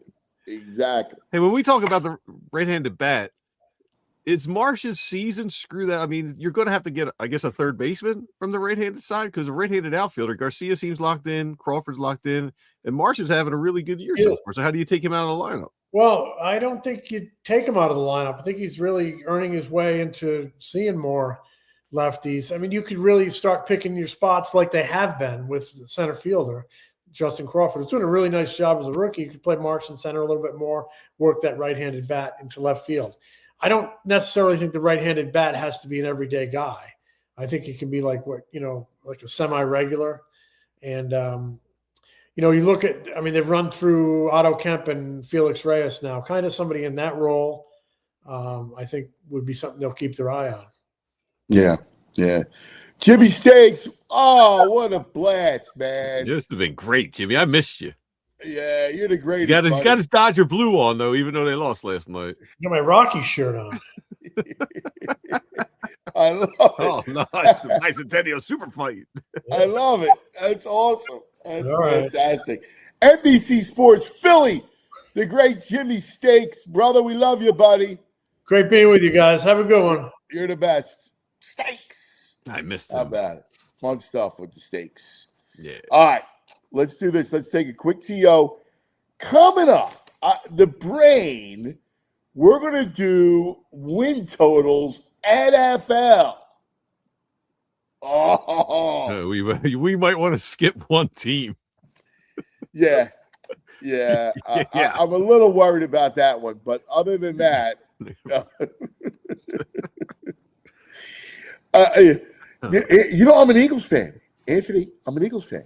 I want them to win. He does. By the way, the brain killing it. The brain's going to be flying nothing but private after his he called the Spurs. Game one. The guy is great at what he does, man. He's got Phillies under 93.5, I think. He's a sharp. He's a sharp. Speaking of sharp, let's take care of some business. Talk about Parks Casino. That's right. Our casino of choice, great place for action, entertainment, excitement, award-winning dining, and headliners. Yes, headliners everywhere. Make the night complete. Stay at the Parks View Hotel, just steps away from Parks Casino. Offers free shuttle service. Here you go. The headliners: Roger Daltrey, Parks Casino, September 25th. Woo. How about Cheech and Chong? Yeah, Tommy Chong, September 21st. Classic soft rock with America on October 31st. Gene Simmons and the Gene Simmons Band coming July 24th. Comedian Ben Bankus, August 22nd. Magician Michael Carbonaro and the Carbonaro Effect on September 19th. Check it all out. ParksCasino.com to buy tickets. Make it a big night out. Pennsylvania's #1 casino. Street Road off of 95 and the PA Turnpike in Ben Salem. Got to be 21. Gambling problem? Call 1-800-GAMBLER. All right. First of all, we want to thank you all for being part of this PHLY community we're building. We're always looking for ways to improve our shows and better understand how you listen and what you value most. That's why we've launched this quick survey. Your feedback helps us shape the content you love and makes it even better. It only takes a few minutes, but it makes a huge impact. So take a moment, head over to allphly.com/survey. and let your voices be heard. Tell us what you think, what you need, what you want. Respondents, you have a chance to win a $100 Amazon gift card, and we appreciate you. Once again, thank you for being part of the PHLY community, and we want that feedback so we can keep improving what we do here. It's a quick survey. Just takes a few minutes of your time. We know you're busy, but it's just a few minutes, and your input helps shape the content of what we're doing. And then once again, respondents, you got a chance to win a $100 Amazon gift card. All PHLY.com/survey, and let your voice be heard. Appreciate you. Everybody loves that. You're not a fan of that, are you? No. I don't know. Why? What's wrong with saying appreciate you? Because it's used too much as fakeness. In what sense? It's just, there's a fakeness about it. Appreciate you. Well, this ain't thank you. It's overused, and I think it became a thing where, like, athletes started it. I think. Okay. And it's cool. Like, it's a good way to. It's a good way to end it, right? Like, but I think it's overused to where it becomes fake. You think? Like, are you thinking people? Do you really appreciate it? No, you don't. You think they're saying it without actually appreciating people? Oh, wow. Yeah. Now, if it's said sincerely, then it's nice. Well, how you know? Because you can tell. Well, it's just thrown out there. Appreciate you. Like, appreciate you. I can tell. I know it. I've had it a million times. Well, I appreciate you. Sometimes you can tell. Most days. I know you don't appreciate me most days, but I appreciate you. I don't. No, I don't. I know. That's correct. That is correct. Zebus in the chat says he appreciates you, cuz. Jeffro Anthony appreciates you, cuz. Thank you, brothers. Now, I believe that's sincere. Let's go to the brain. Brain. Red, the brain finder. Good morning, Brain. How are you guys? Brain, nailed another one, Brain. You called it. You called Spurs and Wemby, said 7. Way too high. Outright. Yeah, it's interesting. Give them a lot of credit. Here they are playing without Fox, who's, I don't know, you could say he's anywhere between their second and fourth best player, but he's obviously very good. And they were winning wire to wire. I don't think they were ever trailing, if I'm not. Oh, yeah. Except when they're down 3 at the way before Wemby hit that Steph Curry 3. But they deserve to win. I'm really happy they won. They were the better team. They deserved that game. And they were missing one of their best players. I think they're now 5-1 against this team this year again. If I'm OKC, I'm like, this is a problem. But we'll see. Obviously, 7-game series, 1 game. They still have Wemby's the problem for them. I mean, obviously, he's a problem for everybody, but he's a matchup problem for them. He is so freaking great. I mean, he's just absolutely amazing to watch. It's funny. You watch all these great players, you see Jokic and or SGA, but when you watch him, he really is just different. When Shaq was just different in a different way, completely different way than Wemby. But Wemby's just different in the things that he does that just no one else can do, because there's no one that tall, that skilled, and probably maybe in the history of the league, maybe Kareem, I don't know. But I'm just saying, usually when you're that tall, you see guys that don't have anywhere. Kind of his skill set is just magnificent. Yeah, magnificent. I mean, he's absolutely magnificent player to watch.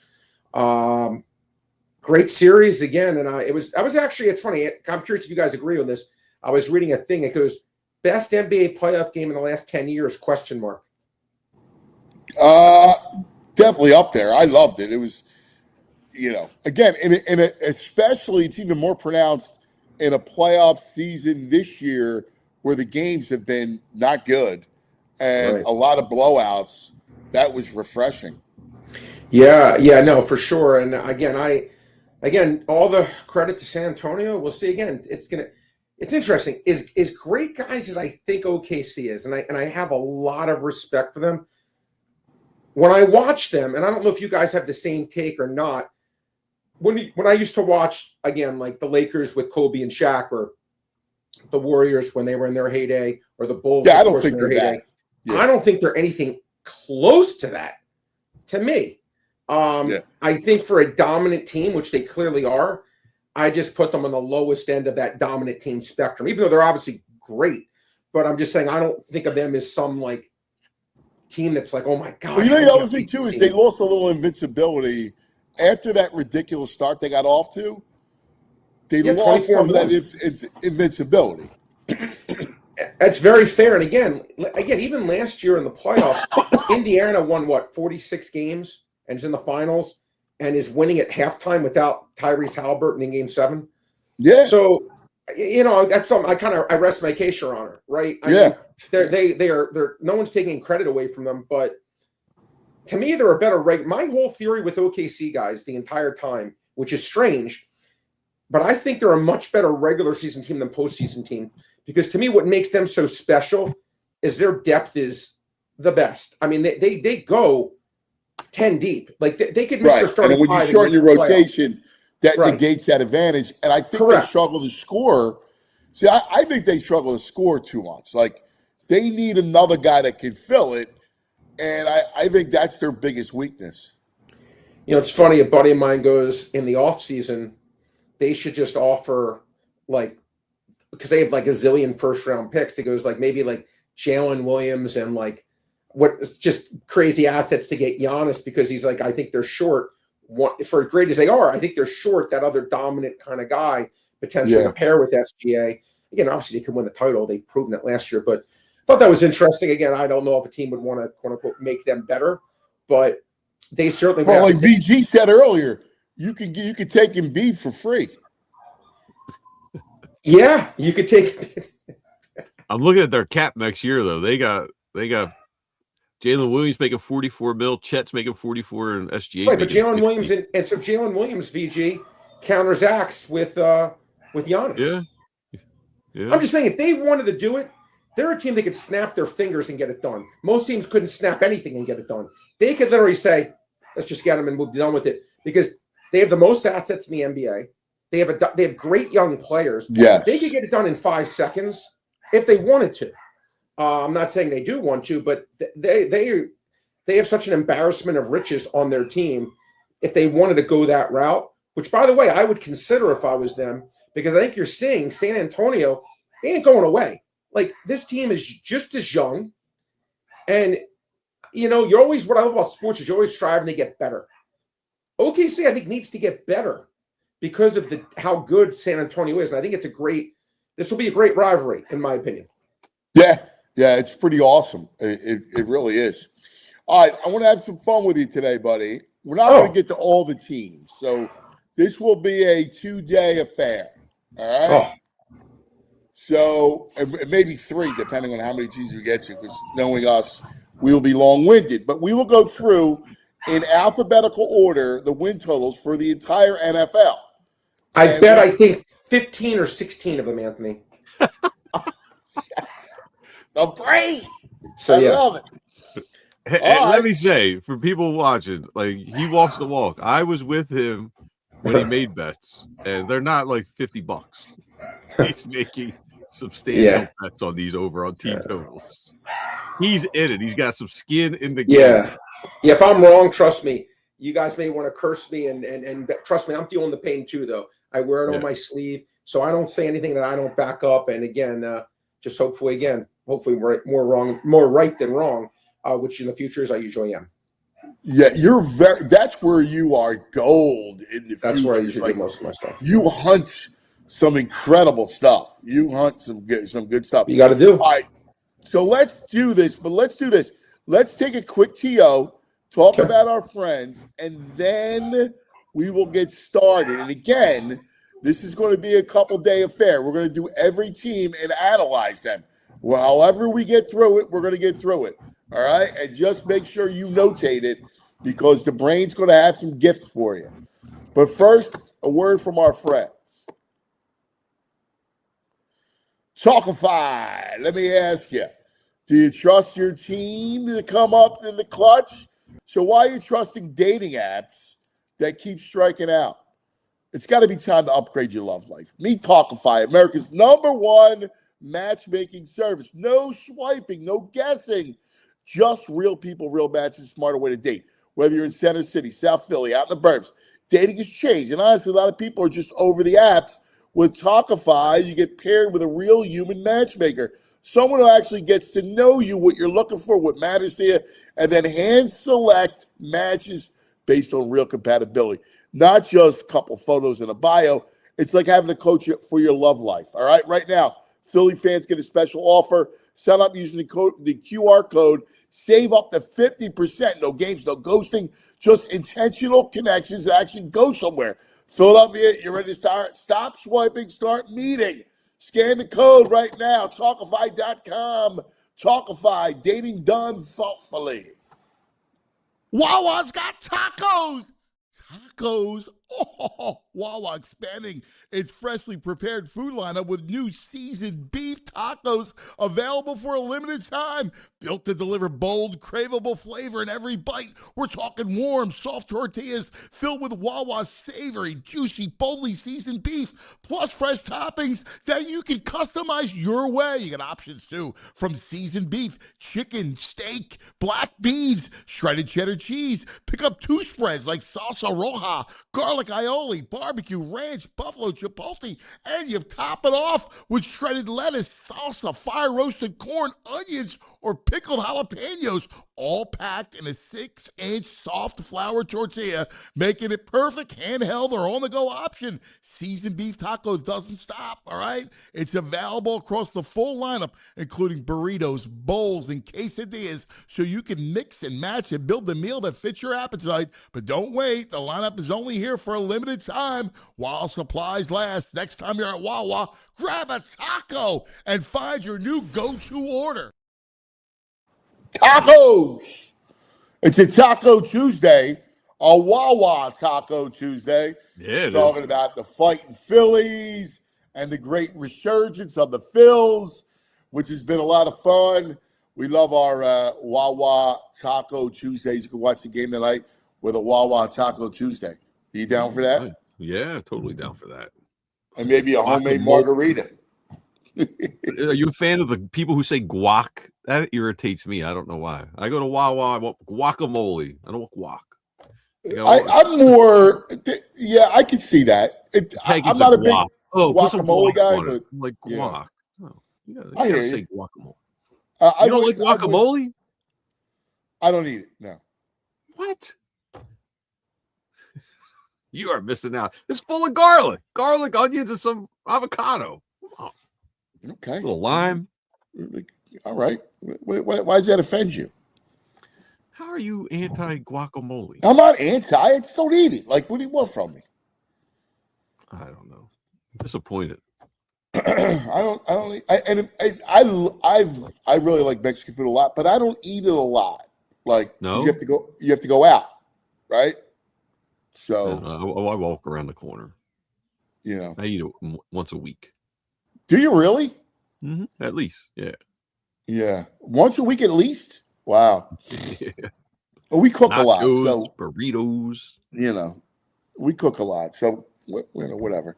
All right, where's the brain? Let's get the brain back so we can do our win totals. I got a good football. It's going. While we wait for Brain, let me say, very sad, devastating news for the Philadelphia community today, for us people who love pubs and bars. Black Sheep had a fire overnight. Looks pretty devastating for the second and third floor of the building. It's a great soccer bar, and it's horrible that it's happening right before FIFA. It's one of the better soccer bars. Oh, no, the Black Sheep. Yeah. I love the Black Sheep. Great bar. And it's a great, I've seen soccer matches there, and it's a great soccer bar. So. That's terrible. And that was what? Last night was the fire? Yep. Last night. Hey, I'm back, guys. There he is. Now he's in the car. He's getting chauffeured around. I'm in the car in the Uber. On my way to New Jersey, look for house shopping, my friend. Nice. I like it. Yeah. All right, Brain. Yeah. Let's do it. Let's do it. Arizona Cardinals, 4.5 is the win total. Yeah, Anthony, it's funny. That's one of the I guess 50% of the teams I didn't touch. They're going to be arguably, I think, them and Miami are the two worst teams. Not much to like at Arizona. To me, it's a pass. Again, I made it 4.5, so I laid off. But they're going to be quite bad, and a tough schedule. Obviously, having to go against that division, right? Yeah. You get 6 games, you could easily go 0-6. Pass for me. All right, Atlanta, the Falcons, 6.5. I like the over. Well, it's interesting. That's another one I passed on, but I saw 7.5. 6.5 actually may bite now that you're telling me this, because I made the total closer to like 7.3. So if it is 6.5, actually may play the over. For me, it's over or pass. Obviously, now it's interesting. While they don't have a great quarterback room, Anthony, I do like the fact they at least have 2 guys that you could say maybe are like at least okay, right? And obviously they have an incredible running game. Don't like what happened in the offseason with Pierce. They're all rookie guy that obviously had a lot of issues. But to me, it's easy division. To me, it's over or pass. Yeah, I agree. I like the Falcons. I may do 6.5. I saw 7.5. I didn't know it's down to 6.5. This is off of Fox. So yeah, I got to say over. Bet Park's got a 7.5 right now. Okay. I just pulled the story up on Fox, so it's not, gotcha. Here we go. The Ravens, 11.5. That seems high to me. Anthony, you're now 3 for 3. These are 3 I have not bet. But to me, it's again under or pass. Ravens, it's interesting. They're just one of those teams that seems to have like just the world seems to love them. I don't want to say overrate them, but man, I mean, what have they? I mean, how great are they? I mean, obviously Lamar's really good, but he struggled last year. Derrick Henry, another year older. Don't love the wide receiver room. They lose a good tight end, and likely, I know Andrews is obviously back. Look, they didn't. No, they got Hendrickson, which should help. But to me, it's an under or pass. I think the Bengals win that division. By the way. Yeah, I agree. I think that's an under too. Buffalo, as we continue in alphabetical order, Buffalo 10.5. Anthony, you're now 4 for 5. I start up red 4 times in the casino. I did not bet this one. I think it's 10 juice to the over. Look, my opinion, the best player in the world in Josh Allen. But, look, new coach situation. So reliant on Allen. Again, I think it's the right number. Lean over because of my respect for the magnificence of Josh Allen, but not something I bet. Yeah, I agree. I just stay away from me. Carolina 7.5. Well, you should be able to get 6.5. And I mean, I'm in almost every. I bet over 6.5. And I'll tell you why. They won, I think, 9-8 or 8-9 last year. Now, again, they weren't a great 8-9 team or whatever the heck it was, but I think they vastly improved in the offseason. They got the best offensive lineman from the Packers to start at tackle, which I think will be an upgrade. They get Lloyd from Jacksonville, who is their best defensive player. They got from the Eagles. They got Jalen Phillips. Jalen Phillips. They overpaid, me, but yeah, that's irrelevant. But Anthony, we're talking about an over/under. We're not talking about a franchise, right? 2 different things. They may have overpaid, but they got him in essence for free in terms of an over/under point of view, right? They're just adding a quality, not great, but a good player to the roster. To me, I think this team absolutely goes. Now, schedule is vicious. You wouldn't think it based on that division, but their schedule is really hard. It's a first place schedule. Their schedule is really hard, but 6.5 to me. I actually, again, I have them winning this division. I think I don't think they go back 2 games when they get a massive upgrade in their team. And let's look at it. They beat the Rams head to head. And then in the playoff game, they were winning with 10 seconds to go. So again, I don't think this team's necessarily a joke. I don't love Bryce Young, I'll tell you that, but I think 6.5 is too low. I would have actually made this total like 8-ish. So even 7.5, I lean over, believe it or not. But I bet 6.5 over pretty big. And I bet I'm a 4-1 to win the division as well. Yeah, 7.5 at Bet Parks right now with the juice on the under though. Yeah, 7.5 plus 110 is what it is. Chicago 9.5. I'm surprised at this one. Yeah, I this like I the did over. not.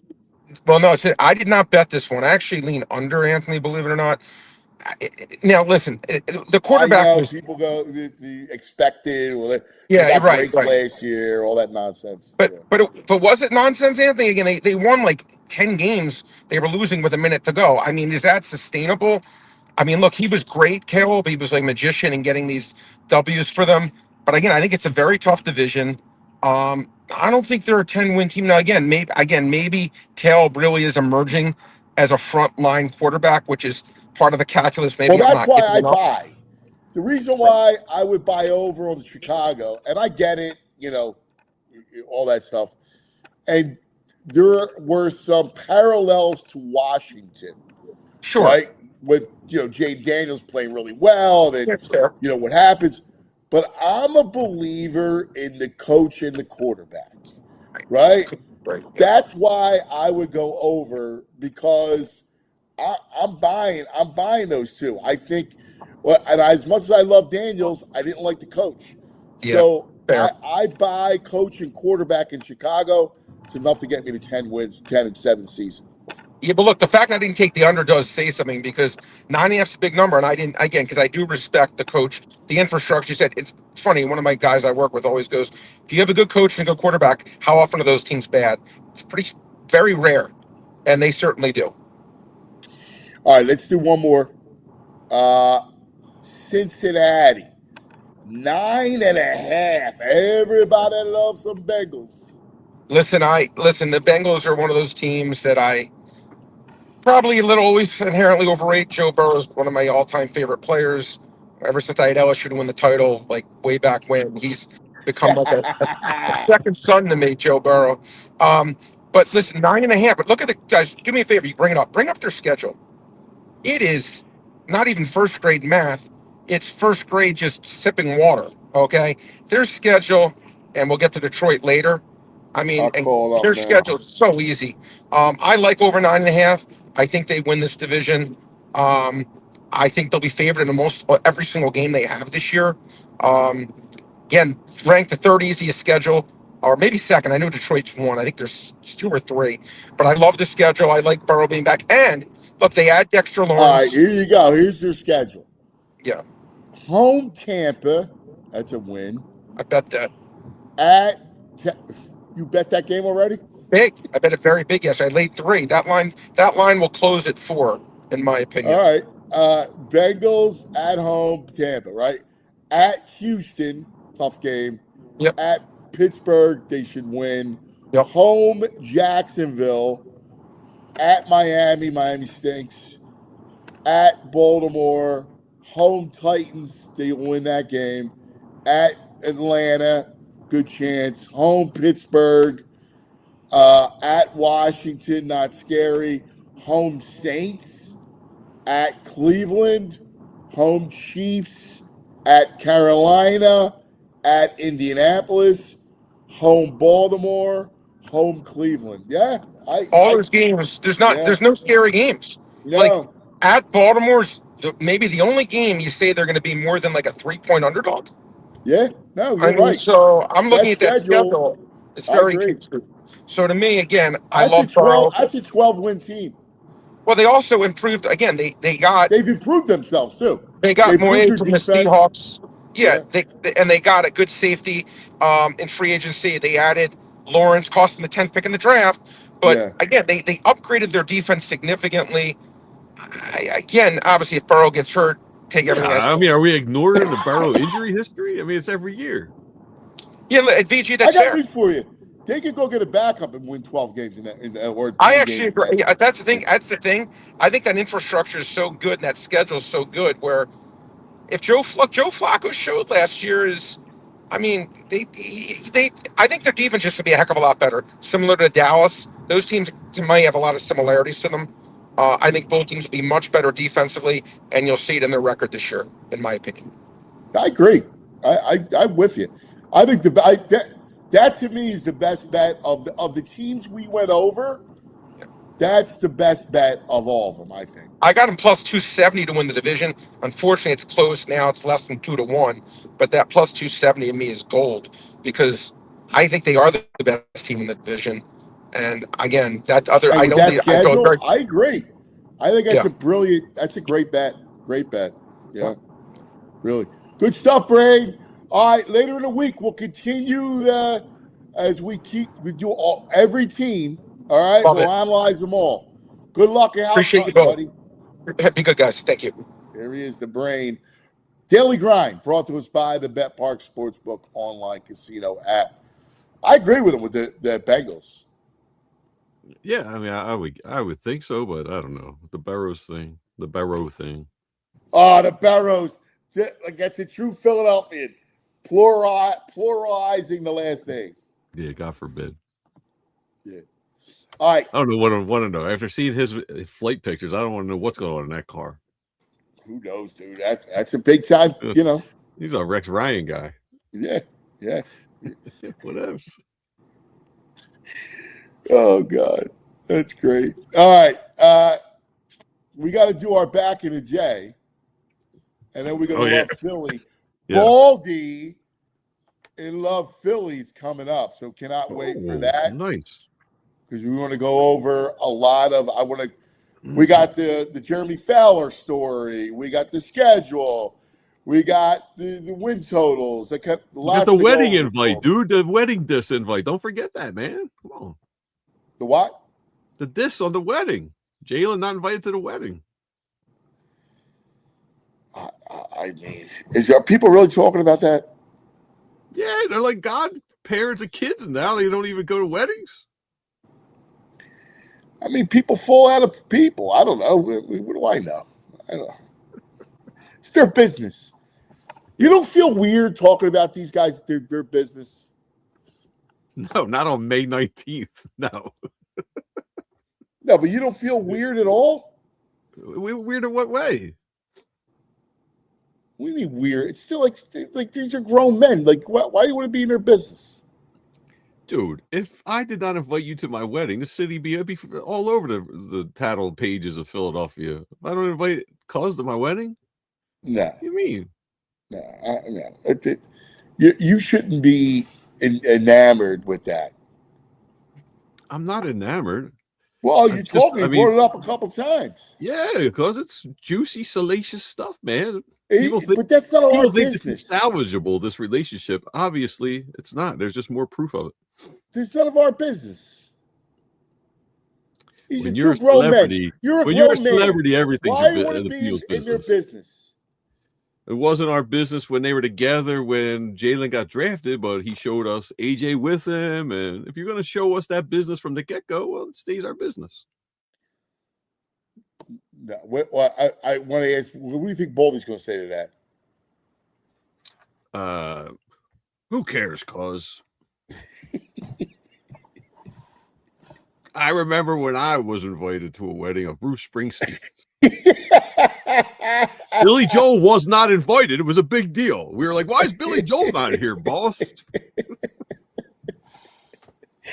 Yeah. That's pretty good. All right, take us back in the day. We're going back. We're going back. We're going back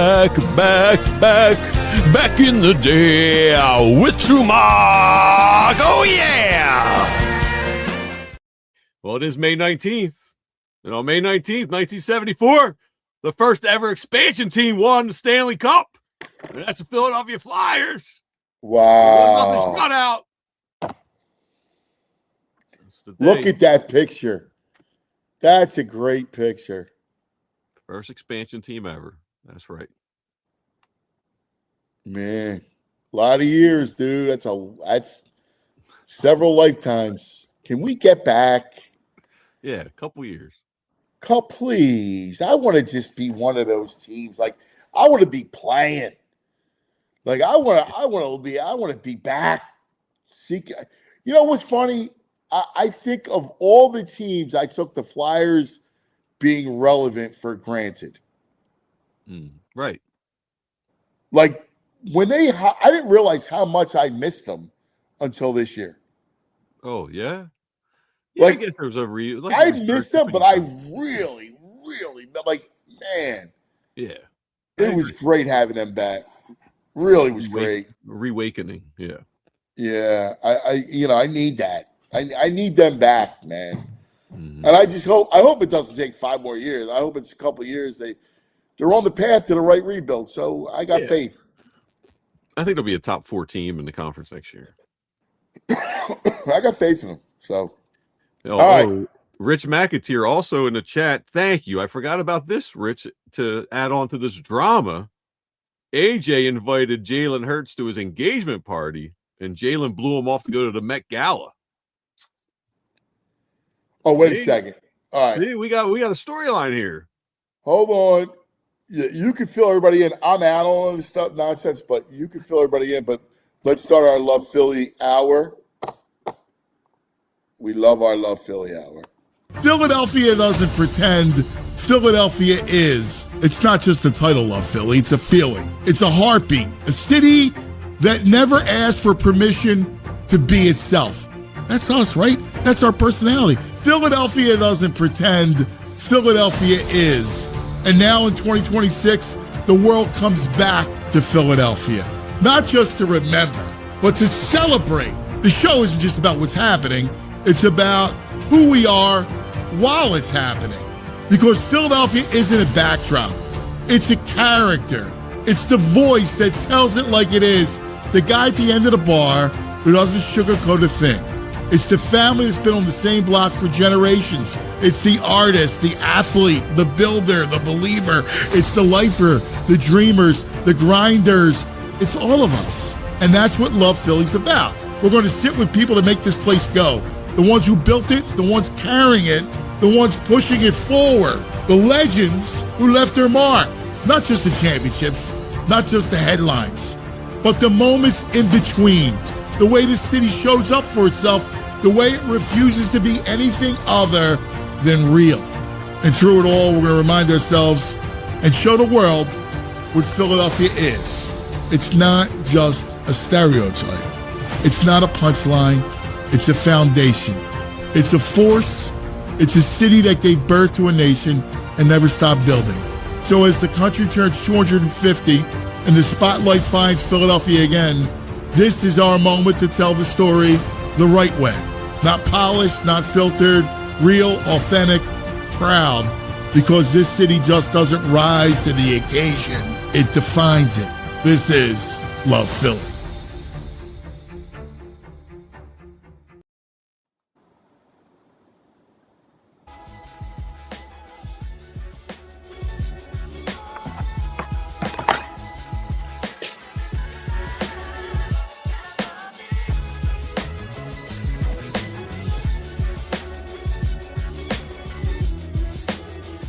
Love Philly, brought to us by Wawa. That's right. Love Philly, brought to us by Wawa. We appreciate it. I get chills every time I see what you did to my words. You brought it to life, buddy. It's very good. Thanks, buddy. Very good. Very good. Coming up in a little bit, we will talk to the legend himself. We'll get into it. But just to kind of take us back, like the Hurts, Jalen thing, the Hurts AJ thing, I mean, I don't, I get it why people, are it's part of it because he wants out. He squarely wants out because of one guy, because of Jalen. It's wild. It is pretty wild when you think about it. Yeah, I mean, we haven't had. I mean, last time was T.O. and Donovan. I mean, in a long time, but it's wild. Your 2 best offensive players not getting along. Even while they're winning, they're not getting along. While they're winning, and that they were deep friends. Yes. Unlike T.O. Donovan, right? Like they were never that close. I mean, and T.O. was a different kind of cat. But the AJ Jalen thing, I don't know who plays who, though. The interesting thing is, it feels like Jalen is is got the odd personality, and that AJ is more of the kind of emotional one. I think that's a pretty accurate assessment, especially from what you hear from the locker room. AJ seems to have a lot of fans in the locker room. Yeah. Seems to be well liked. And, yeah, I mean, it's just a fascinating human story. I didn't even know that that Jalen didn't go to the engagement party and went to the Met Gala. The Met Gala is a bit of a that's a JO fest. JO event, yes. That's a look at me. That's a stone JO fest. I'll be honest with you, that kind of disappoints me hearing that. I agree. I didn't even know. I'm aggressively disinterested in what they do in their personal lives. Like I look at it's like none of my business. Mm-hmm. But when you hear that, like that's not cool. No, it is cool though. I had this weekend when I was at the this is good for Love Philly. While I was at the Italian Fest or the 9th Street Festival, I had a Fishtown iced tea. You ever have one of these? No. So you know the old school cartons of iced tea, like they're really sweetened. Yeah. So they open the top of them up, fill with a bunch of ice, and throw a bunch of vodka in it. Oh yeah, it is fantastic. And I think it's a Philly treat. You can only get it in Philly. Even when we bought it, the guy was like, "You ever had one of these before?" I was like, "Yeah." He's like, you know what you're getting into." I was like, "Yeah, we know what we're getting into." There I am sipping on it. Yeah, man, that thing was delicious. What was the best thing you ate there? I don't eat there. You don't eat? Nah, I just drink. No mangiati, no nothing, not a bite. The lines are so long. Just really, it's insane to get any food. So I don't even. Aside from that, we bring our own beers. We got a backpack with our own beers. Yeah, it's just the lines are too long. Yeah. I know. There he is, this little Joey, Skater Joey, with me. I love Skater Joey there. How great is that? I ran into Monty G. He's in the background of some shot I took. I couldn't find him. Old Monty G in the wheelchair hanging out on my street. Did you see Johnny Gargano? I did not. No. He's a staple over there. Yeah. Yeah. Did you see all the boys? I saw boys. The Bruno brothers. A lot of disappointing. Emilio. I did not see him. Disappointing attempts at the pole climbing while I was there. Bunch of amateurs. Yeah, they look terrible. DJ was popping it off. I used to love it there. With half-ball tournament we used to do. Yeah, the Johnny Marzano tournament. Yeah. I mean, we did it for years. Yeah. Now, all of a sudden, I'm at kids' baseball, so life changes. Here's the deal. We're going to take a quick TO. We're going to come back, and the great Baldy will join us to go over everything. But first, how about a little word from our friends? And we'll talk about the Bet Park Sportsbook online casino app. Phillies tonight, minus 140-ish. Would you say 146? I like the Phils tonight. I like Luzardo to get whatever's over for strikeouts is. I think he gets 9. Minus 143. His strikeouts are like 7.5. Yeah, I think he gets it. I think he's dialed in. I love the Phils tonight. They stay hot. You can check it out on the Bet Park Sportsbook online casino app. All the win totals that we talked about with the brain are up there, like the Bengals. You can take that as well. New casino users get up to 250 spins on the new hot soccer game, Gold Trio. That's right. Plus up to $500 casino bonus back. All the games, check them all out. BetParks.com has all the details. Got to be 21 in PA, New Jersey, Michigan, Maryland. Gambling problem, please call 1-800-GAMBLER. Also, let's talk about Xfinity. That's right, all of our friends at Xfinity. And the 5-year price guarantee, reliable, intelligent Wi-Fi. That's right, that stays the same price. That's what we're talking about. How about this Wi-Fi that finds and fixes problems before you even notice them? Super intelligent Wi-Fi with a 6th sense, let you stream the game, even when the whole family's online playing video games. All your devices working in perfect harmony for 5 whole years. The best part, no hidden fees, No annual contracts. Xfinity's best equipment included. Take it from me, a lot changes in 5 years. Dreams grow bigger, but your Wi-Fi should stay reliable and the price should stay put. Lock in your price and unlock the possibilities with Xfinity. Learn more at Xfinity.com. Xfinity, imagine that. Select plans only. Restrictions apply. There it is. All right. Jules, let us know when you got the man, and then we'll have some fun. So much to go over. We're reaching that point now where it's the countdown, right? Like you got the mini camp coming up, the rookie camp is over. You'll have the OTAs, and then pretty soon, before you know it, it'll be training camp, buddy. When I'm trying to see when these OTAs start. Let's see. It's next week. Season workout, May 26th. Yeah. Oh, nice. Yeah. Next week. Next week it's on. Next week it's on. Yeah, baby. It starts. Not the All-Star game yet. We got FIFA, the World Cup coming. Yeah, but I need listen. I need man. I want to see what Mannion's about. Like it's our first kind of glimpse into Mannion. He hasn't even spoken yet to the media. I know, right? I can't wait to at least hear his voice. Hear if he talks with a little conviction, a little confidence. I mean, you think about that. Like, where's that's a huge story. You think? Right? It's a huge story. Yeah. It's the story. After the Patullo, the kids were throwing rocks at people's houses last year. Come on, this is a huge story. I know. Like, the idea of who Mannion is. I wouldn't know if he sat next to me at O'Neill's pub. I wouldn't have no idea who he is. Well, I don't even know what he looks like. I better take a look at what he looks like. He's the tallest guy in the pub. Oh, is he a tall guy? Yeah, he's like 6'6". Oh, I didn't know that. Right. Yeah, he's tall. Like you would know who Mannion is. Like that's a big deal. I gotta say, like the whole name with the whole Seinfeld stuff, I don't love it. I just feel like Mannion. Oh, why? Because it rhymes with Banyan? Yeah, that guy. No, that's stupid. That guy's an ultimate. No, that's J-O. stupid. Just sounds like Banyan. No, stop. Listen, I can only say how I feel. Here's what I no don't such get. thing as stupid feelings, Anthony. Here's what I don't get.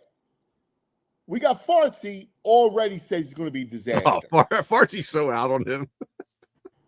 What makes you out on a guy? Like, I don't know. Like, do I think he's going to be Shanahan? What do I know, right? But you can't be out on the guy. I'm not out on him. I mean, Fartsy is. Well, you're already out. He says his name right. Yeah, I just don't love his name. A 90s stupid TV show. You're out on it. What are you going to do? Yeah, like Banya. Kenny Banya. We got Baldy. Let me get out of here. Baldy. Baldy.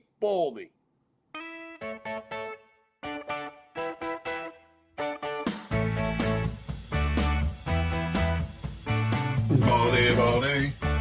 Oh, let's talk some football.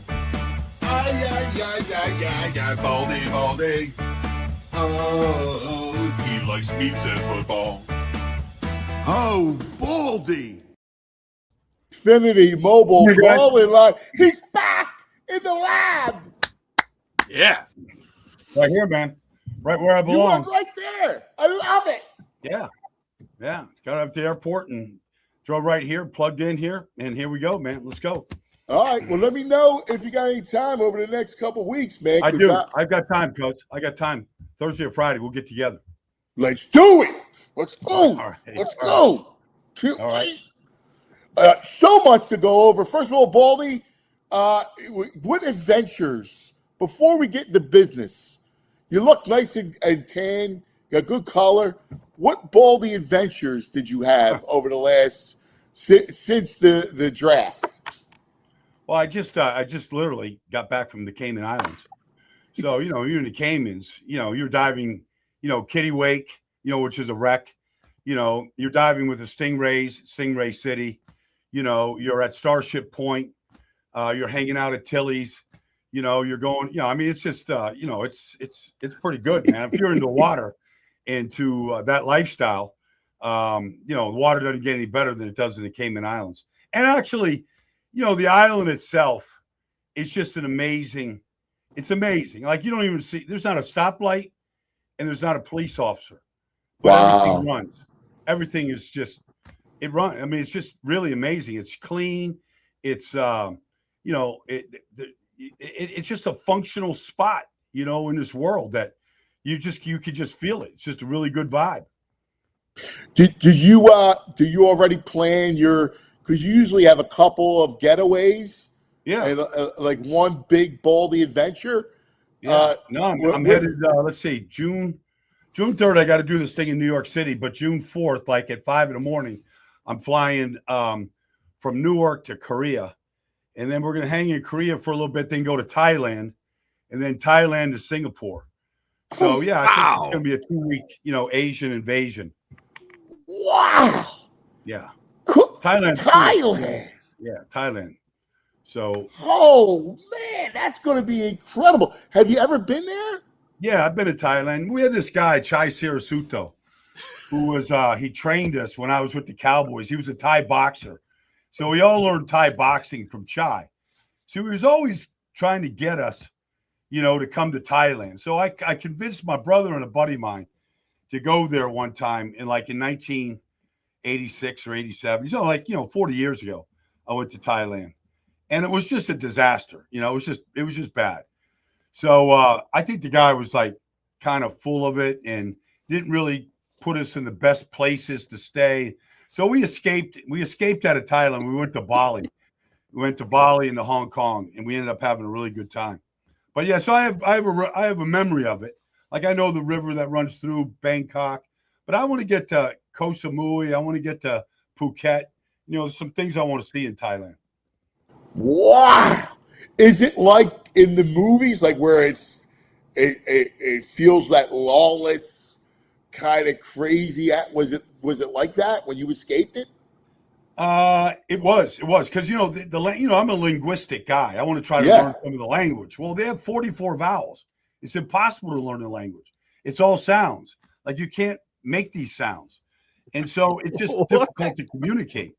I'll work on it a little bit harder this time. I'll make hopefully a better effort. Maybe I'll have a better understanding. But it was a little tough. But it was. I have a goddaughter. I have a niece that actually lived over there for a year. She taught scuba and English, and so she loved it. So I'm going to get out. I'm going to have fun in Bangkok, but I want to get out of the city and see some of the culture there. Now, your language, it's pronounced Phuket, because I've heard it pronounced other ways. That's not. I thought it was always Phuket. Like, I didn't know it was that PH sound. I know how to spell it, but I didn't know it was like American PH. I thought it was just Phuket, but I could be wrong.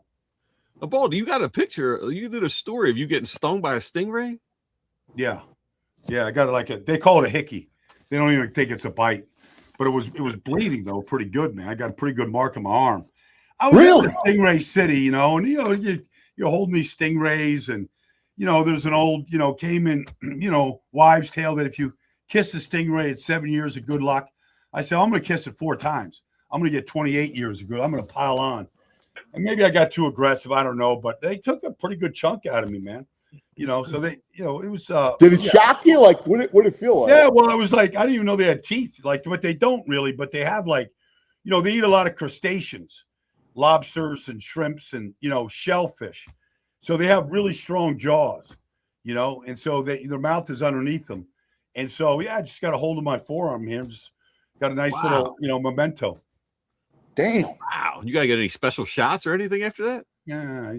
That's what the Caribbean water's for. You just go in the water, let the water heal it. Baldy. Yes. All right. First, we got 3 things to go over with you. Yeah, let's do it. All right. We got the schedule, right? So I want to kind of go through the big schedule, go over the Eagles schedule with you, kind of what you think. Yeah. And there was a Jeremy Fowler piece this week about Jalen and the Eagles, and Jeremy's spending a lot of time over there, huh? Yeah. Yeah. There's 41 other teams in the league that Jeremy could go investigate, but a lot of drama here. Well, let's start with it because just to kind of look at it. So basically, he was forecasting the 27 off season, right? Next year's off season, going into the 27 season. And obviously, this is the year of Jalen in this offense, right? Yeah. Okay. Taking the next step. So we talked to an AFC personnel guy and an NFC personnel guy.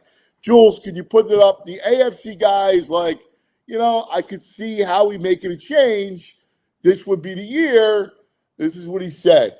So, look, if the offense struggles, he's a polarizing player.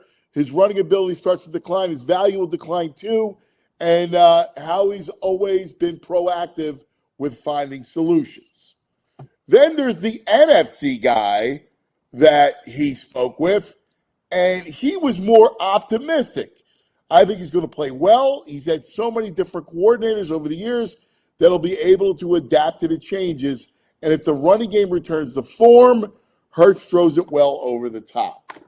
So that's kind of what's at stake during this whole season. I mean, it's wild, Baldy. Well, it's wild, but you also have to consider, I'm not here to dispute Jeremy in his reporting and who he talked to, who these executives are. These are all anonymous. There's no names. Okay. But regardless, that's his job. Nobody knows, like Sean Mannion's never called a play. Nobody knows what Sean Mannion's going to be like a play caller. Like that's a step for him. And he's never worked with Chris Cooper, who's the offensive line coach. And neither of them have ever worked with Nick Sirianni. So there's a lot of components here that don't know each other, that got to get to know each other. And what's it going to be? I mean, look, Chris has been, he's been an offensive line coach in Minnesota under Kevin O'Connell, right? They've had some really good players and good development. Brian O'Neill's a good right tackle. I mean, they've had good players. They rebuilt their offensive line last year. He's had some success. Sean Mannion is new to this. Not saying he can't do it, but it's very new, and we got to see just what it's going to look like. And now, then you say, okay, well now here comes the quarterback, and the microscope's on Jalen, okay, and he's now on his whatever number of coordinators it is. So what's the buy-in? Is it a complete buy-in? Because at some point you just go, well, does this make sense? This, you have to look at it and kind of investigate it and go, I don't really like this. This isn't really what I do. This, is so I think there's, and you got to, and most guys will go, what, you talk to the quarterback. What do you like? You go to the quarterback first. What do you like? You like this? I mean, it could be a 2-minute drill play. It could be, Nick Foles in a Super Bowl going, what about Philly? Oh, well, it's not on Doug's sheet at 4th and 2, but anyways, that's the give and take of a coach coordinator, the running game, offensive line coach. There's not a lot of good ones in this league. Be honest with you. I think it's a real weakness in this whole business. And then the offensive line coach is there with the run game and the protections and all this and how much. So there's a lot of moving parts here before we get to 2027. Right. They blew out coordinators here that weren't good. We don't know if Sean's going to be good. He's got to prove himself too. Yep. Well, and I think that just this whole exercise illustrates what lies ahead for the Eagles and the unknown.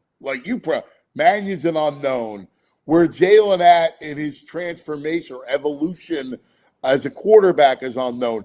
The receiving core, now it's going to be minus A.J. Brown, is kind of unknown.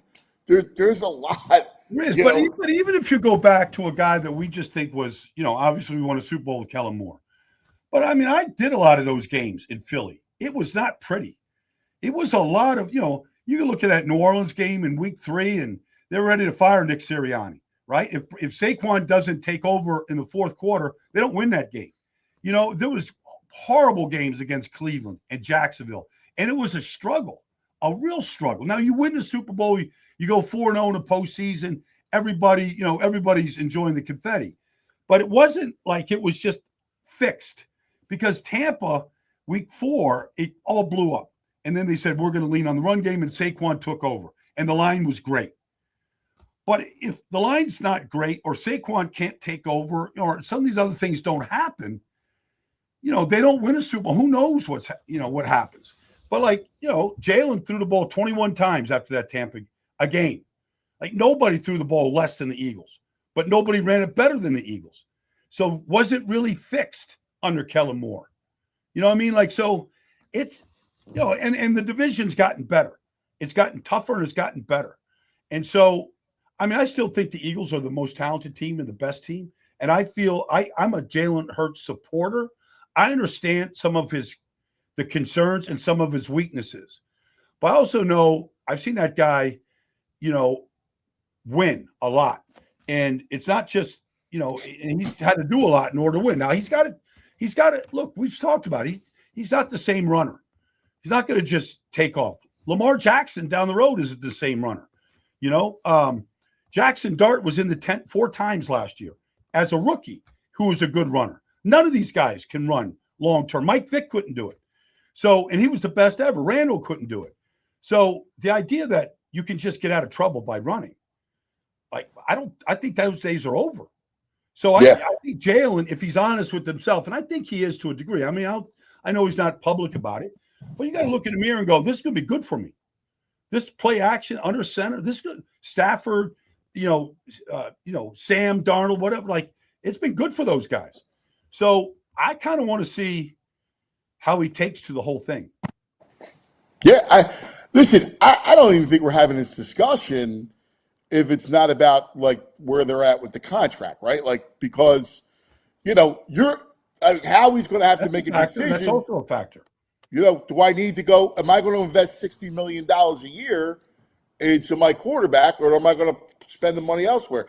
If not for that, it's not. There's not this weird pressure that's going to be on the offense this season. Yeah. No. Look, the finances are a big part of it. I've said this a decade ago when the quarterback money started getting crazy. I always said, look, if the quarterback.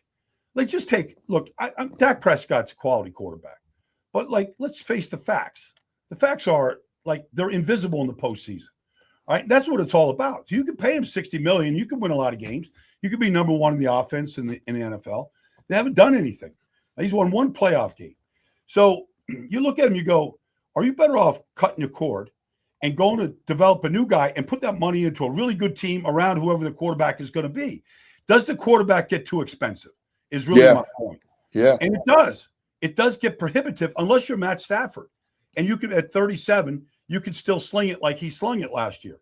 But look at the money that Aaron Rodgers is making right now. Now, okay, he's 42, fine. But at some point, it didn't work out for Kyler Murray. If Arizona had to do it all over again, they wouldn't have given him that money. They would have cut the cord and gone someplace else. But for most of the guys, it hasn't worked.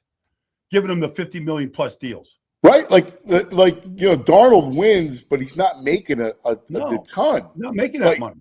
It's weird, but it feels like that may be kind of the future of that position. If the disparity between the quarterback and everybody else, you may have to look at cycling through guys.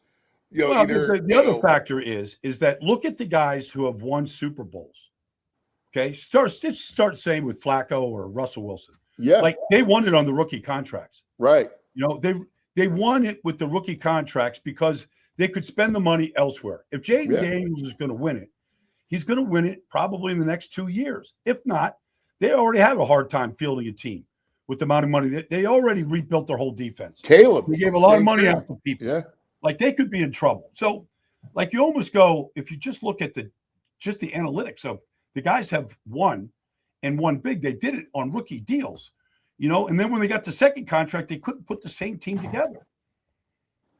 Yeah, and you're entering a draft, and this is not for the Eagles, but for other teams. You're entering a draft next year that's going to be really good. You're going to have, I think you got Dante Moore. You got Arch, you got Dante for sure. All right, Arch, you got Sellers. You got maybe saying CJ Carr. You got guys that I think could be decent. Yeah. You say it's not for the Eagles, but doesn't it feel like Howie's amassing some assets to maybe make a move next year? I mean, it could have gives him optionality. I think Howie's just looking for optionality. Like, worst case scenario, and he goes, I don't want to spend that money. Well, I have enough assets to go up and try to get somebody. Mm-hmm. But I'm just talking, for Baldy's talking in general, which is the idea of the quarterback and the price of the quarterback.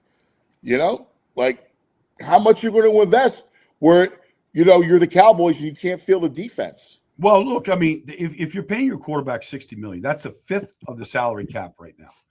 So you now have 80% remaining to pay the other 52 players. Now, okay, 10 guys at the bottom of the roster, minimum wage, but it goes pretty quick. I mean, Kansas City's finding that out right now. You can't afford Trent McDuffie. Like he's an elite corner. You can't afford Trent McDuffie. You got to go to the draft and find that guy. And so look at the team that Joe Burrow has had to try to. Now he's had health issues too, but look at that defense and how woeful it's been. That's because in large part because Joe's making 60. And so you go around the league and you go, man, give me a Baker Mayfield, give me a Sam Darnold. I'll take give me a reclamation project. Maybe that's the way to go with some of these guys. Look, we've got two of them out there this year, in Tua and in Kyler. Like if they go win in Atlanta and Minnesota with those guys, people are going to go, the hell with the draft. Let's go find a guy that's just been a terrible place that can't win. And, they gave up on him. And let's take a shot. Yeah. Hey, Baldy, just one last thing with Jalen. When they went more under center in that Chargers game, you remember the Chargers game last year? And I remember you pointing out, like, they did some good things that game. They had some turnovers, but they did some pretty good things that game with him under center and running some play action and looking at the middle of the field. Yeah, well, I mean, I have to go back and rewatch it to be, real accurate. In fact, I might do that when I get done with you here today and just take a look at it. But I thought Petullo was, he's the fall guy in this whole thing. All right, I get it. He's been dumped on by the offensive line coach and the organization, the whole thing.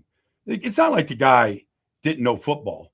Like he understood, like this was where the league is at. You got to go under center. You got to do some things. And so, they got a good day, and the offensive line played well, and they protected the quarterback well. And there were some openings there, that you get in play action that you don't get when you're, 5 yards in shotgun. All right, let's do this. I want to go over the schedule with you. Yeah. All right. And I kind of want your reaction, your kind of gut reaction to just like, not W's and L's, but like what you think of and kind of how you assess these teams as is, like your early kind of look at it. So, and then we're going to move to more of a league thing. But first, this is the Eagles. Week 1, the home 425, Washington. Yeah. Well, it's, the return hopefully of a healthy Jaden Daniels. Wasn't healthy last year from early on. And it was a disaster. The defense fell apart. They basically rebuilt their entire defensive line, and they added Sonny Styles. The secondary was horrible last year. People just went at him. It wasn't good. But can they run the ball? Can they do some of the things that Cliff Kingsbury got them to do, with the new offense coordinator right now?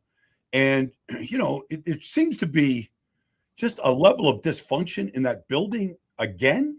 Even when they won 14 games, you hear the stuff a year later about Cliff or about the front office. And it's like, does the noise ever get quiet in that building?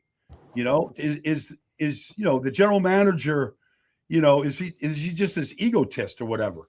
They spent a lot of money on the defense line. I'm not so sure some of these guys, Adafe Owe, like I can't imagine Lane Johnson having trouble blocking Adafe Owe.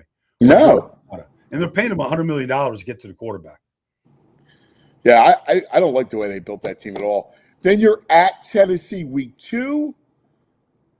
You got. Yeah, look, they've added a lot of talent. They got a new coach.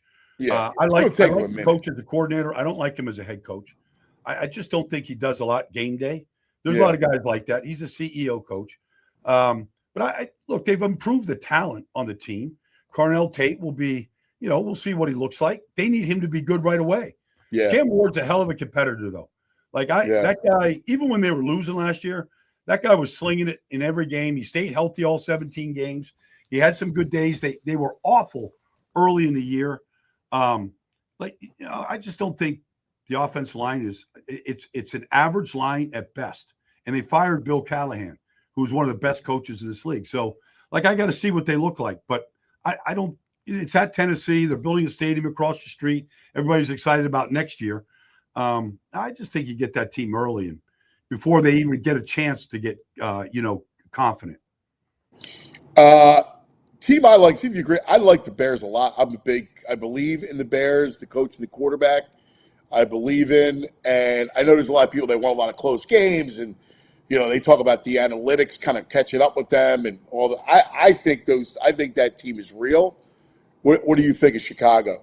Well, I would imagine that Vic Fangio circled that game as soon as the schedule came out. First of all, he was a defense coordinator there in Chicago. He knows that organization. And the Bears ran the ball up and down the field on Black Friday against them. And it was embarrassing what they did. And Ben Johnson got him. He ripped them apart with some of the formations and motions. And there was like gashes like, the Red Sea just opened up. So I would imagine that you're going to get Vic Fangio's and the defense best shot in this game. Then you got Rams again here on the early game. The Eagles own them here. It's crazy how it's all played out. Yeah, and look, they won last year because they blocked 2 field goals in the fourth quarter. All right, Jalen Carter blocked 1, and Jordan Davis blocked 1. Otherwise, they don't win that game. Now they were down 27-6 or 26-7 at halftime, and they came back and won. AJ took the game over, but they blocked 2 field goals to win. And then the year before, in the NFC divisional game, they literally the Rams had them beat. They had all the momentum in the world. Jalen Carter made a play at the end to win the game. I don't think they fear the Eagles. I don't think they fear the defense. I feel like the right tackle retired because he was 11 years. Rob Havenstein was a great player, but Warren McClendon, they feel like they just got a whole lot better defensively to be able to go play the Eagles right now. And then we go to London. The Eagle fans in London, baby. That's going to be a blast. Vince probably already sold his trip out, to London. Just the way, like, they'll have Phillies hats. They're going to take the city over, just like they did when the Phillies played there. I can't wait. I'm going to go. Like, it's a home. It's supposed to be a home game for Jacksonville. They play the next week there. They're staying there. Like, I just feel like the Eagles going to go in there and just ruin them, and just like Jacksonville's got 2 home games there a year. Like, I think the Eagles go in there and tear them apart. They're at Tottenham Hotspur Stadium. Like, the grass is going to be a little slick. I don't know. Like, I don't know. I just feel like the Philly, it's going to be a home Philly game. Yes. All right. And then you got Carolina before the Monday night showdown against the Cowboys. Yeah. I wouldn't take this Carolina Panther team lightly. 2 years ago, Carolina, if the guy Xavier Legette catches the ball at the 2-yard line, they beat the Eagles in their playoff run. Last year, they win the division. The defense coordinator is going to be a head coach in this league. They've gotten better everywhere. The defensive front is really good. The secondary is very good. Like, that's not going to be if the Eagles for any reason start looking ahead to Dallas. Like, that could be one of those. I don't like the trap game phrase. Yeah. I would not look past Carolina in that game. And then the Cowboys, though. So what do you think? Like, I don't know. I mean, people are saying their defense is going to be much better. Well, it should be better. They got a better coach on that side of the ball. We'll see what. I do love him. I hate to say it, but he's a good teacher. Look, yes. In the 65-year history of the Dallas Cowboys, that was the worst defense ever. Like, that's they had a 1-15 team. They've had some bad seasons in that organization. That was the worst ever. Now, they get a whole offseason to put together a brand new defensive line. All they've done is try to replace Micah Parsons for 2 years. Whether it's Quinnen Williams or Kenny Clark or bringing in Rashawn Gary or drafted Donovan Ezerako or drafting Malachi Lawrence. I mean, you just go on and on and on. They're just trying to find a pass rush, that can maybe cover the stink of the secondary.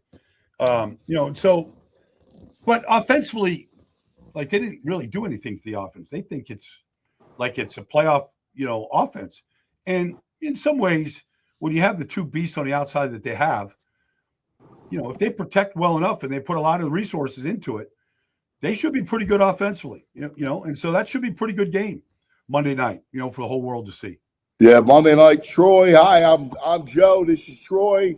Yeah. Monday night, can't wait. Look at this trio of games going to the bye. You got home Dallas, at Washington, home Giants. So you play the Monday night, the Sunday night, and then the Giants game. 3 straight divisions. Yeah, no, that's and the Giants, we'll see. But I mean, I feel like the Giants they improved the day they hired John Harbaugh, but they've added a lot of talent to that team, young talent. They got young guys that can run. They're fast. We'll see how the quarterback develops here. We'll see if this receiver comes back healthy and the running back come back healthy. But they beat the Eagles pretty bad one week, and then 10 days later they got beat pretty good on a Thursday night. But I think that they will be able to compete pretty well. That's a pretty good stretch right there, because those division games, I mean, if you go 3-0 in the division right there, they're going to win the division. I know. I mean, that's huge. Now you got the bye week. Great spot for the bye, Baldy. A week 10 bye. Yes, it is, because it's a late bye.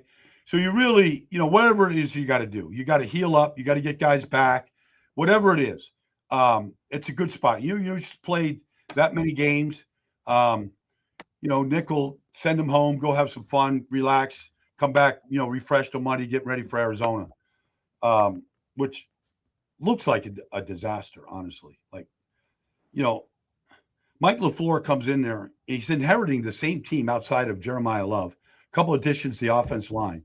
Same defense with the same defensive coordinator that was here in Nick. Nick was linebacker coach here, Rayalis. After that horrendous season where they lost 9 in a row and they'd given up 35 and 40 points a game, they bring him back. Yeah. After they fired, Jonathan Gannon. The thing just, in playing that division, that's, that should be a way to, it's going out to the desert. It's always tough to play. The atmosphere is not great. But that you should be able to start that stretch of the season with a win right there. All right, we'll take a quick TO. Just got to take care of quick business. Come back with the second half. Get all these thoughts as always. But first, a quick word from our friends. Let's talk about Valley Forge. You know that feeling when you need a quick reset? Listen, Baldy goes to the Cayman. He's at Magellan, right? I got Valley Forge, all right? You don't feel like dealing with airports, long drives, overcomplicated travel plans. Montgomery County, Pennsylvania, great getaway spot for Philly area travelers. Got a little bit of everything: history, shopping, entertainment, outdoor adventure, and great food, all just outside the city. Something Baldy would love. You can spend a day exploring Valley Forge National Historical Park, hit the shops at King of Prussia, check out live entertainment, explore some of the amazing small towns, hidden gems throughout Montgomery County. And with America celebrating 250 years this summer, never been a better place to experience the history and the stories that helped shape this country. Whether it's a couples trip, family weekend, sports road trip, or just a chance to unplug for a few days, Montgomery County makes it easy to get away without going far. Plan your trip, book your stay, and start your retreat today. valleyforge.org. That's valleyforge.org. If you're a golfer in Philly and you're not part of the Gap yet, you're leaving a ton on the table. Gap, the Golf Association of Philadelphia, is your all-access pass to the best golf in the area. Their member play days get you on the top private clubs and premier golf courses you normally can't even touch, and it's all in a relaxed, fun format. No pressure, just great golf. And when you join, you get a GIN handicap, which changes everything. It levels the playing field, tracks your game over time, and makes every round actually mean something. Plus, for a low annual cost, you unlock access to events, championships, discounted tee times in the entire Gap network. It's the hub for amateur golf in the greater Philadelphia area. Getting started is pretty easy. Just visit gapgolf.org and click join or get a handicap. You can sign up for the online USGA Gap Club for just $55 and get instant access to your membership and get a handicap, or you can host your own handicap through a local public or private golf course that offers Gap. Once you're in, you're in. Events, exclusive courses, all of it. Go to gapgolf.org and get started today. All right, back with the legend. So after the bye week, you mentioned Steelers with Rodgers without Tomlin. What are they doing, Baldy? I don't know. I know they brought in Mike McCarthy, obviously, and he brought James Campen in to coach the offense line. I think it's a huge upgrade over what they had. I think James is a quality coach. So I think, but their defense, that doesn't look anything like Steeler defenses that won championships. They just don't. And so we'll see. They got a lot of age on that side of the ball. We'll see how, Aaron, this is what week is that? Is that week 11, week 10? That's week 11. Week 11. So we'll see what Aaron looks like. Like, he stayed healthy last year, but he doesn't move well. And he can't wait to get the ball out of his hands. They could not get explosive plays last year. So we'll see what the offense looks like. But I mean, Kenneth Gainwell was the MVP of the team last year. He led all running backs in catches. I was just saying that a little while ago. That was their offense. Their offense was Kenny Gainwell out of the backfield. That's what it looked like. And so the offense, they didn't score a touchdown against the Houston Texans in a home playoff loss. It was embarrassing, really embarrassing. So when you exit like that, it's just, the whole thing is just because this is 2 years in a row where they had the same issue with Ben. Ben stayed on too long and he wasn't good at the end and they didn't have a replacement. And so now we're going on 5 or 6 years now since Ben was any good, and so that's a long drought for a team with that, with all the Lombardi trophies they have in the trophy case, to go without finding some future. Yeah, I'm with you, brother. Then you got the Cowboys on Thanksgiving Day, baby. Yeah. Is that the late game? Are they the late game? 4:30. 4:30. Yeah. So is that it? Is that Troy and those guys doing that game? Or is that Fox? Yeah. Or is it Brady or is it Troy? No, the Troy's ABC now, Monday night. No, I know, but I didn't know if they were. Okay, so it's Brady, right? Fox. Yes. Oh, that'd be good. No, I mean, I can't get any better than that. Thanksgiving Day. Thanksgiving. How many Thanksgivings have you spent in Dallas? I did 6 games there in Dallas every Thanksgiving. There was nothing like it. It was back before there was Thursday Night Football. So we're the only, we played every Thanksgiving for 6 years in a row. It was like the highlight of the season. It was like a playoff game. Playoff atmosphere was awesome. I loved it. I loved playing on Thanksgiving. Family got to see you play. Always had friends in town. Had a big bash after the game. Went right through the weekend. I mean, I loved it. Tell VG that's the game. The late game is not the game on Thanksgiving's 4:30. Yeah, that's the game. That's the game. Now they got this one right. I don't know where. I guess Detroit's the 1 o'clock game. I'm sure, but no, they got this game right. Philly Eagle fans will be lit, and it's going to be wild, man. It'll be a wild. Is Thanksgiving here in Philly or in Dallas? No, Dallas. Always Dallas. Yeah, Dallas. Yeah, no, this is they live for this. It's a big deal. It's I think last year I did Texas A&M on Black Friday. So it's just a whole weekend in Texas. Playoffs are going on, high school playoffs. It's just hopefully both teams are really good. And we just got playoff seedings and looking ahead to the playoff stretch, when that game finishes. How great is this? We got a Thanksgiving game Eve. So we play on Wednesday night, 3 on Thursday, and then we got Black Friday. It's the greatest. Well, anybody that thought that there could be just, football overload, or they were just going to oversaturate, the product, they're crazy. They're going to get monster ratings for all of it. Because honestly, everybody takes Wednesday night off. It's a party night to begin with. Relatives or friends or family are all coming over, getting ready for Thanksgiving. It's just football.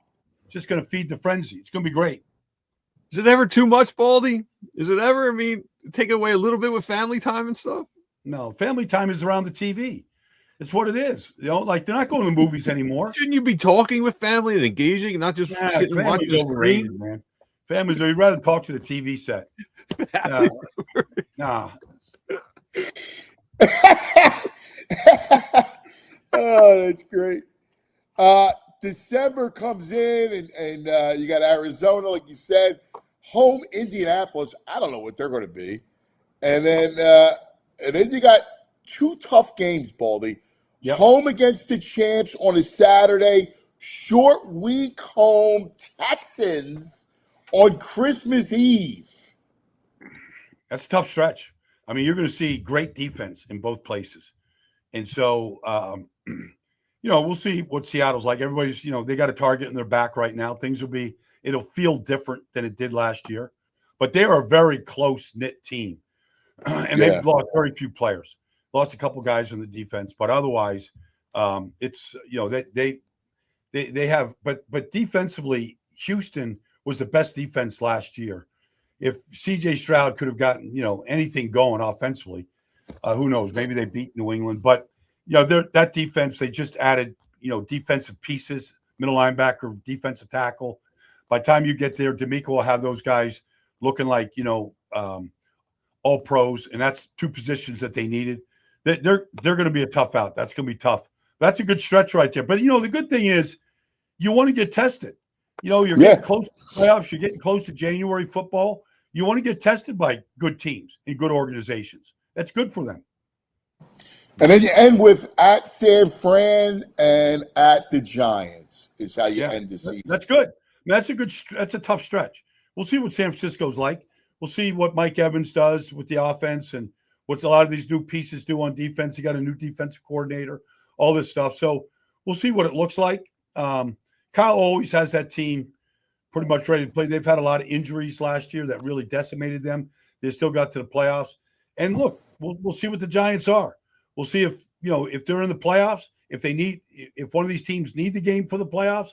You don't know what week 18 is going to be, you know, here in, you know, the middle of May, but, you know, hopefully the Eagles are sitting players and don't need it, but, you know, maybe the Giants and maybe the Eagles both need it. Who knows? All right, to see that schedule, what do you think? What's your first blush? Obviously, you know, so much can happen, everything else. But what's your first blush win total? I feel like talent-wise, they're an 11 or 12 win team. That's what I feel like. You know, I feel like they're far better than a 500 team. I feel like they're in their 11 or 12 win range. And if things go well and the offense clicks, they got a lot of young legs at receiver right now. We'll see what they look like. We'll see what Mekhi does.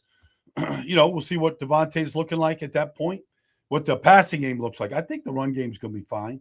But, like, they're an 11, 12 win team that could be 13 wins, you know.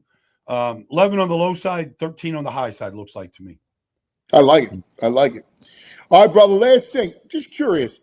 A lot's been made about the AJ didn't invite Jalen to the wedding and all this other stuff. Did you ever play anybody on your team? Was there any other like drama between two guys whose personal relationship kind of played out? Well, look, when I was in Philly, the defense wasn't a big fan of Randall. So like, Randall had a wedding. I don't know if anybody went to Randall's wedding. It was Atlantic City. I don't know if any of the defense went to see Randall's wedding.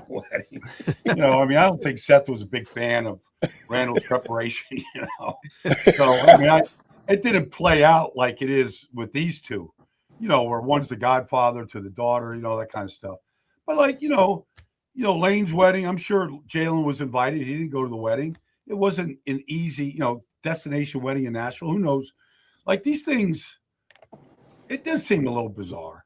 That Jalen's not at that wedding. Like at some point, your best friends, seemingly, like could any sort of a wedge from football get in between any of that? Like, I don't know, like that seems a little odd to me. Like you could take it that far. Yeah. Yeah, like the Lane thing. I got to say. I forget AJ's daughter's name. Is it like Jersey or something like that? She's like 8 now. But like he's the godfather to the daughter. Like if I'm the godfather to some of my brothers and sisters' kids, right? If they have a graduation, I'm going to the graduation. I'm not even thinking anything else. I'm making time, put it in the schedule and go. That's all. Like, I don't know. It seems like you were thought highly enough to be the godfather to his daughter. Like, it seems like you should be at the wedding. Well, with the Lane one, I mean, Lane protects him. You were an offensive lineman, and you invite your quarterback. It's a little shot that he doesn't come. No, I don't know. I mean, Saquon was there. I mean, it was mostly offensive linemen. A couple older guys that were there, like myself or Chris Long, whatever. But I don't know if it was a shot. To be honest with you, nobody looked at it like that. Like that wasn't the buzz or the discussion or anything like that. No, I'm saying if you got married back in the day, you invite your quarterback. You'd be cool if he just like, nah. Yeah, no, I wouldn't. Yeah, it wouldn't bother me. If the quarterback didn't come. Yeah, my brother, you're back. I love it. Tell me what day. Let's go. I'm gonna go watch that Charger game. I'm gonna go see what your recall button was, because I'll let you know. But I'm literally going to get some lunch. I'm gonna go watch that game right now. Perfect. All right. All right, guys. All right, brother. I'll talk to you later this week. See You're you. the man. Baldy. He's a magnet. I get excited. I feel like can we get there fast? No, would you stop it? I can't even believe it's already Memorial Day this weekend. Feels like it's coming up too soon, man. Too soon? Yeah, Oh, slow it feels down. like it's dragging. I need the summer to come and just chill and stay here for a Here's bit. what I need this summer to do. I know you do this every year. You drive me nuts. I drive everybody nuts. It's terrible. I know. Yeah. Next thing you know, I don't even want to think. I just want some nice, hot, warm weather. Oh yeah, this is I was going to mention it. Mickey in the chat bringing it up. Now's a chance for the Phillies. Big hit to the Braves lineup. Baldwin hits the IL with an oblique strain. Wow, the Drake. Ooh, yeah, they're saying MVP candidate to Drake. That's a big deal, dude. That's a big deal. Hey, sit tight on that. We want to go over pitching matchups, get you set for tonight. But first, a word from our friends. Dick's Sporting Goods, my favorite. That's his summer, man. From the soccer tournaments down at the South Philly Sports Complex to the baseball games happening right in our own neighborhood. Summer sports officially in full swing at Dick's. That's right. Whether you're getting your cheer for your favorite team, you get the kids geared up for the field. Dick's Sporting Goods, one-stop shop for everything you need this summer. Jerseys and fan gear to rep the squads, plus all the equipment, gloves, cleats, hats, bats, balls, everything you need for whatever sport you're playing this summer. Easy, too. Just stop by your local Dick's Sporting Goods anywhere around the area. Shop online, Dicks.com. Before the next big game, wherever you head to the stadium or the backyard and field, make your first stop Dick's Sporting Goods, because summer sports starts here. Wawa's got tacos.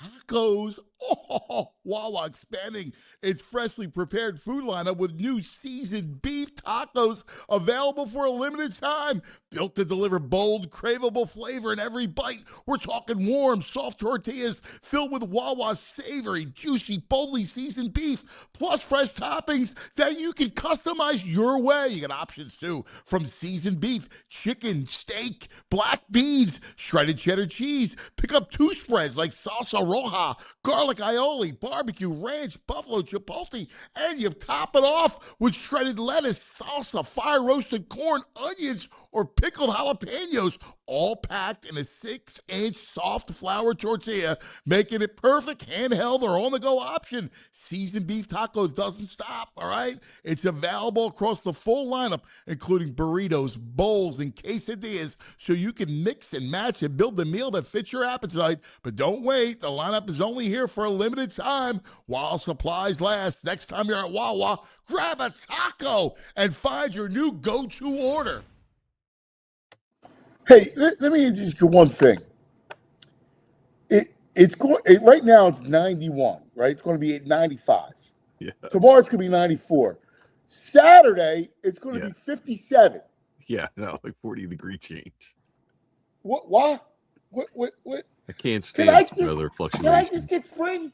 Can I get like 72? 50 should not be happening. 90 should not be happening. Yeah, we should get anywhere in the 70s. Low in the 60s, high 78. That's all. That's what we're talking about. All right, tonight, the Baldwin thing's a big deal.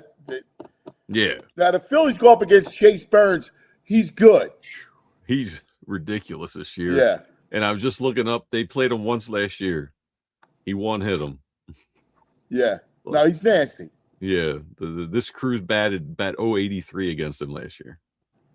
Hey, before we get out of here, I wanted to I didn't give you the rest of the fives. Yeah. And I want to at least give you one other question because I'm curious what your answers would be. All right. And the chat. If I said to you, your 3 favorite players in town right now. Oh, in town. Ooh, who are they? Well, I mean, Q's definitely there. Schwarber. Yeah, right. You go Schwarber, I go Bryce. You go Q, I probably go Coop. Yeah, and I think I go Max. I go Wheeler. Who? Oh, Wheeler, yeah. I was going to say Maxie. You go VJ, no? I would go VJ. I like VJ. But I feel like I'm slighting Wheeler, but yeah, I like VJ. Yeah. I know. I'm a Wheeler. It's either Wheeler or Bryce. Sammy UK says Grimes, Kelly, and Nola.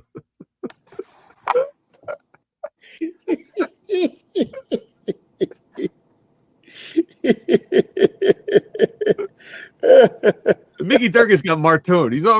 The guy's played 12 games. He's his favorite. Well, you know what? I think I'm with Mickey. I would have to go 4. I got to put more. I love Martone. Yeah, he's got Devontae. I like Devontae a lot. Yeah, Martone is pretty awesome. Like he's going to be a fun. He's going to be a fun follow. Like I think that's a premature favorite right now. Doing a disservice to the Maxies of the city and stuff. Well, that's why I got Max. If you expand it to 4, that's why I can put Maxie. You got to pick 1 from each team. I don't know who I pick on the Flyers as my favorite. You could go Michkov. Oh, he's not my favorite. I'm a fan of Michkov. I don't know. You know. Well, Coots. I like Coots. You go Coots? I'll probably go Coots. Grizzle right. He played his heart out. Yeah. He played his heart out. Yeah. He really did. Vladar. I don't know. I like Vladar, but he's not like he's cool, but his personality is not like What do you mean? He's a cool guy. I think he would like Vladar. Cool. Mickey Durk is a hard 36th on my list. All right, that's going to do it for us. Jules rules. Great stuff. We'll see you guys back in the studio tomorrow. Have a great day, chat. Everybody, we love you. See you then. We all silly like the mayor.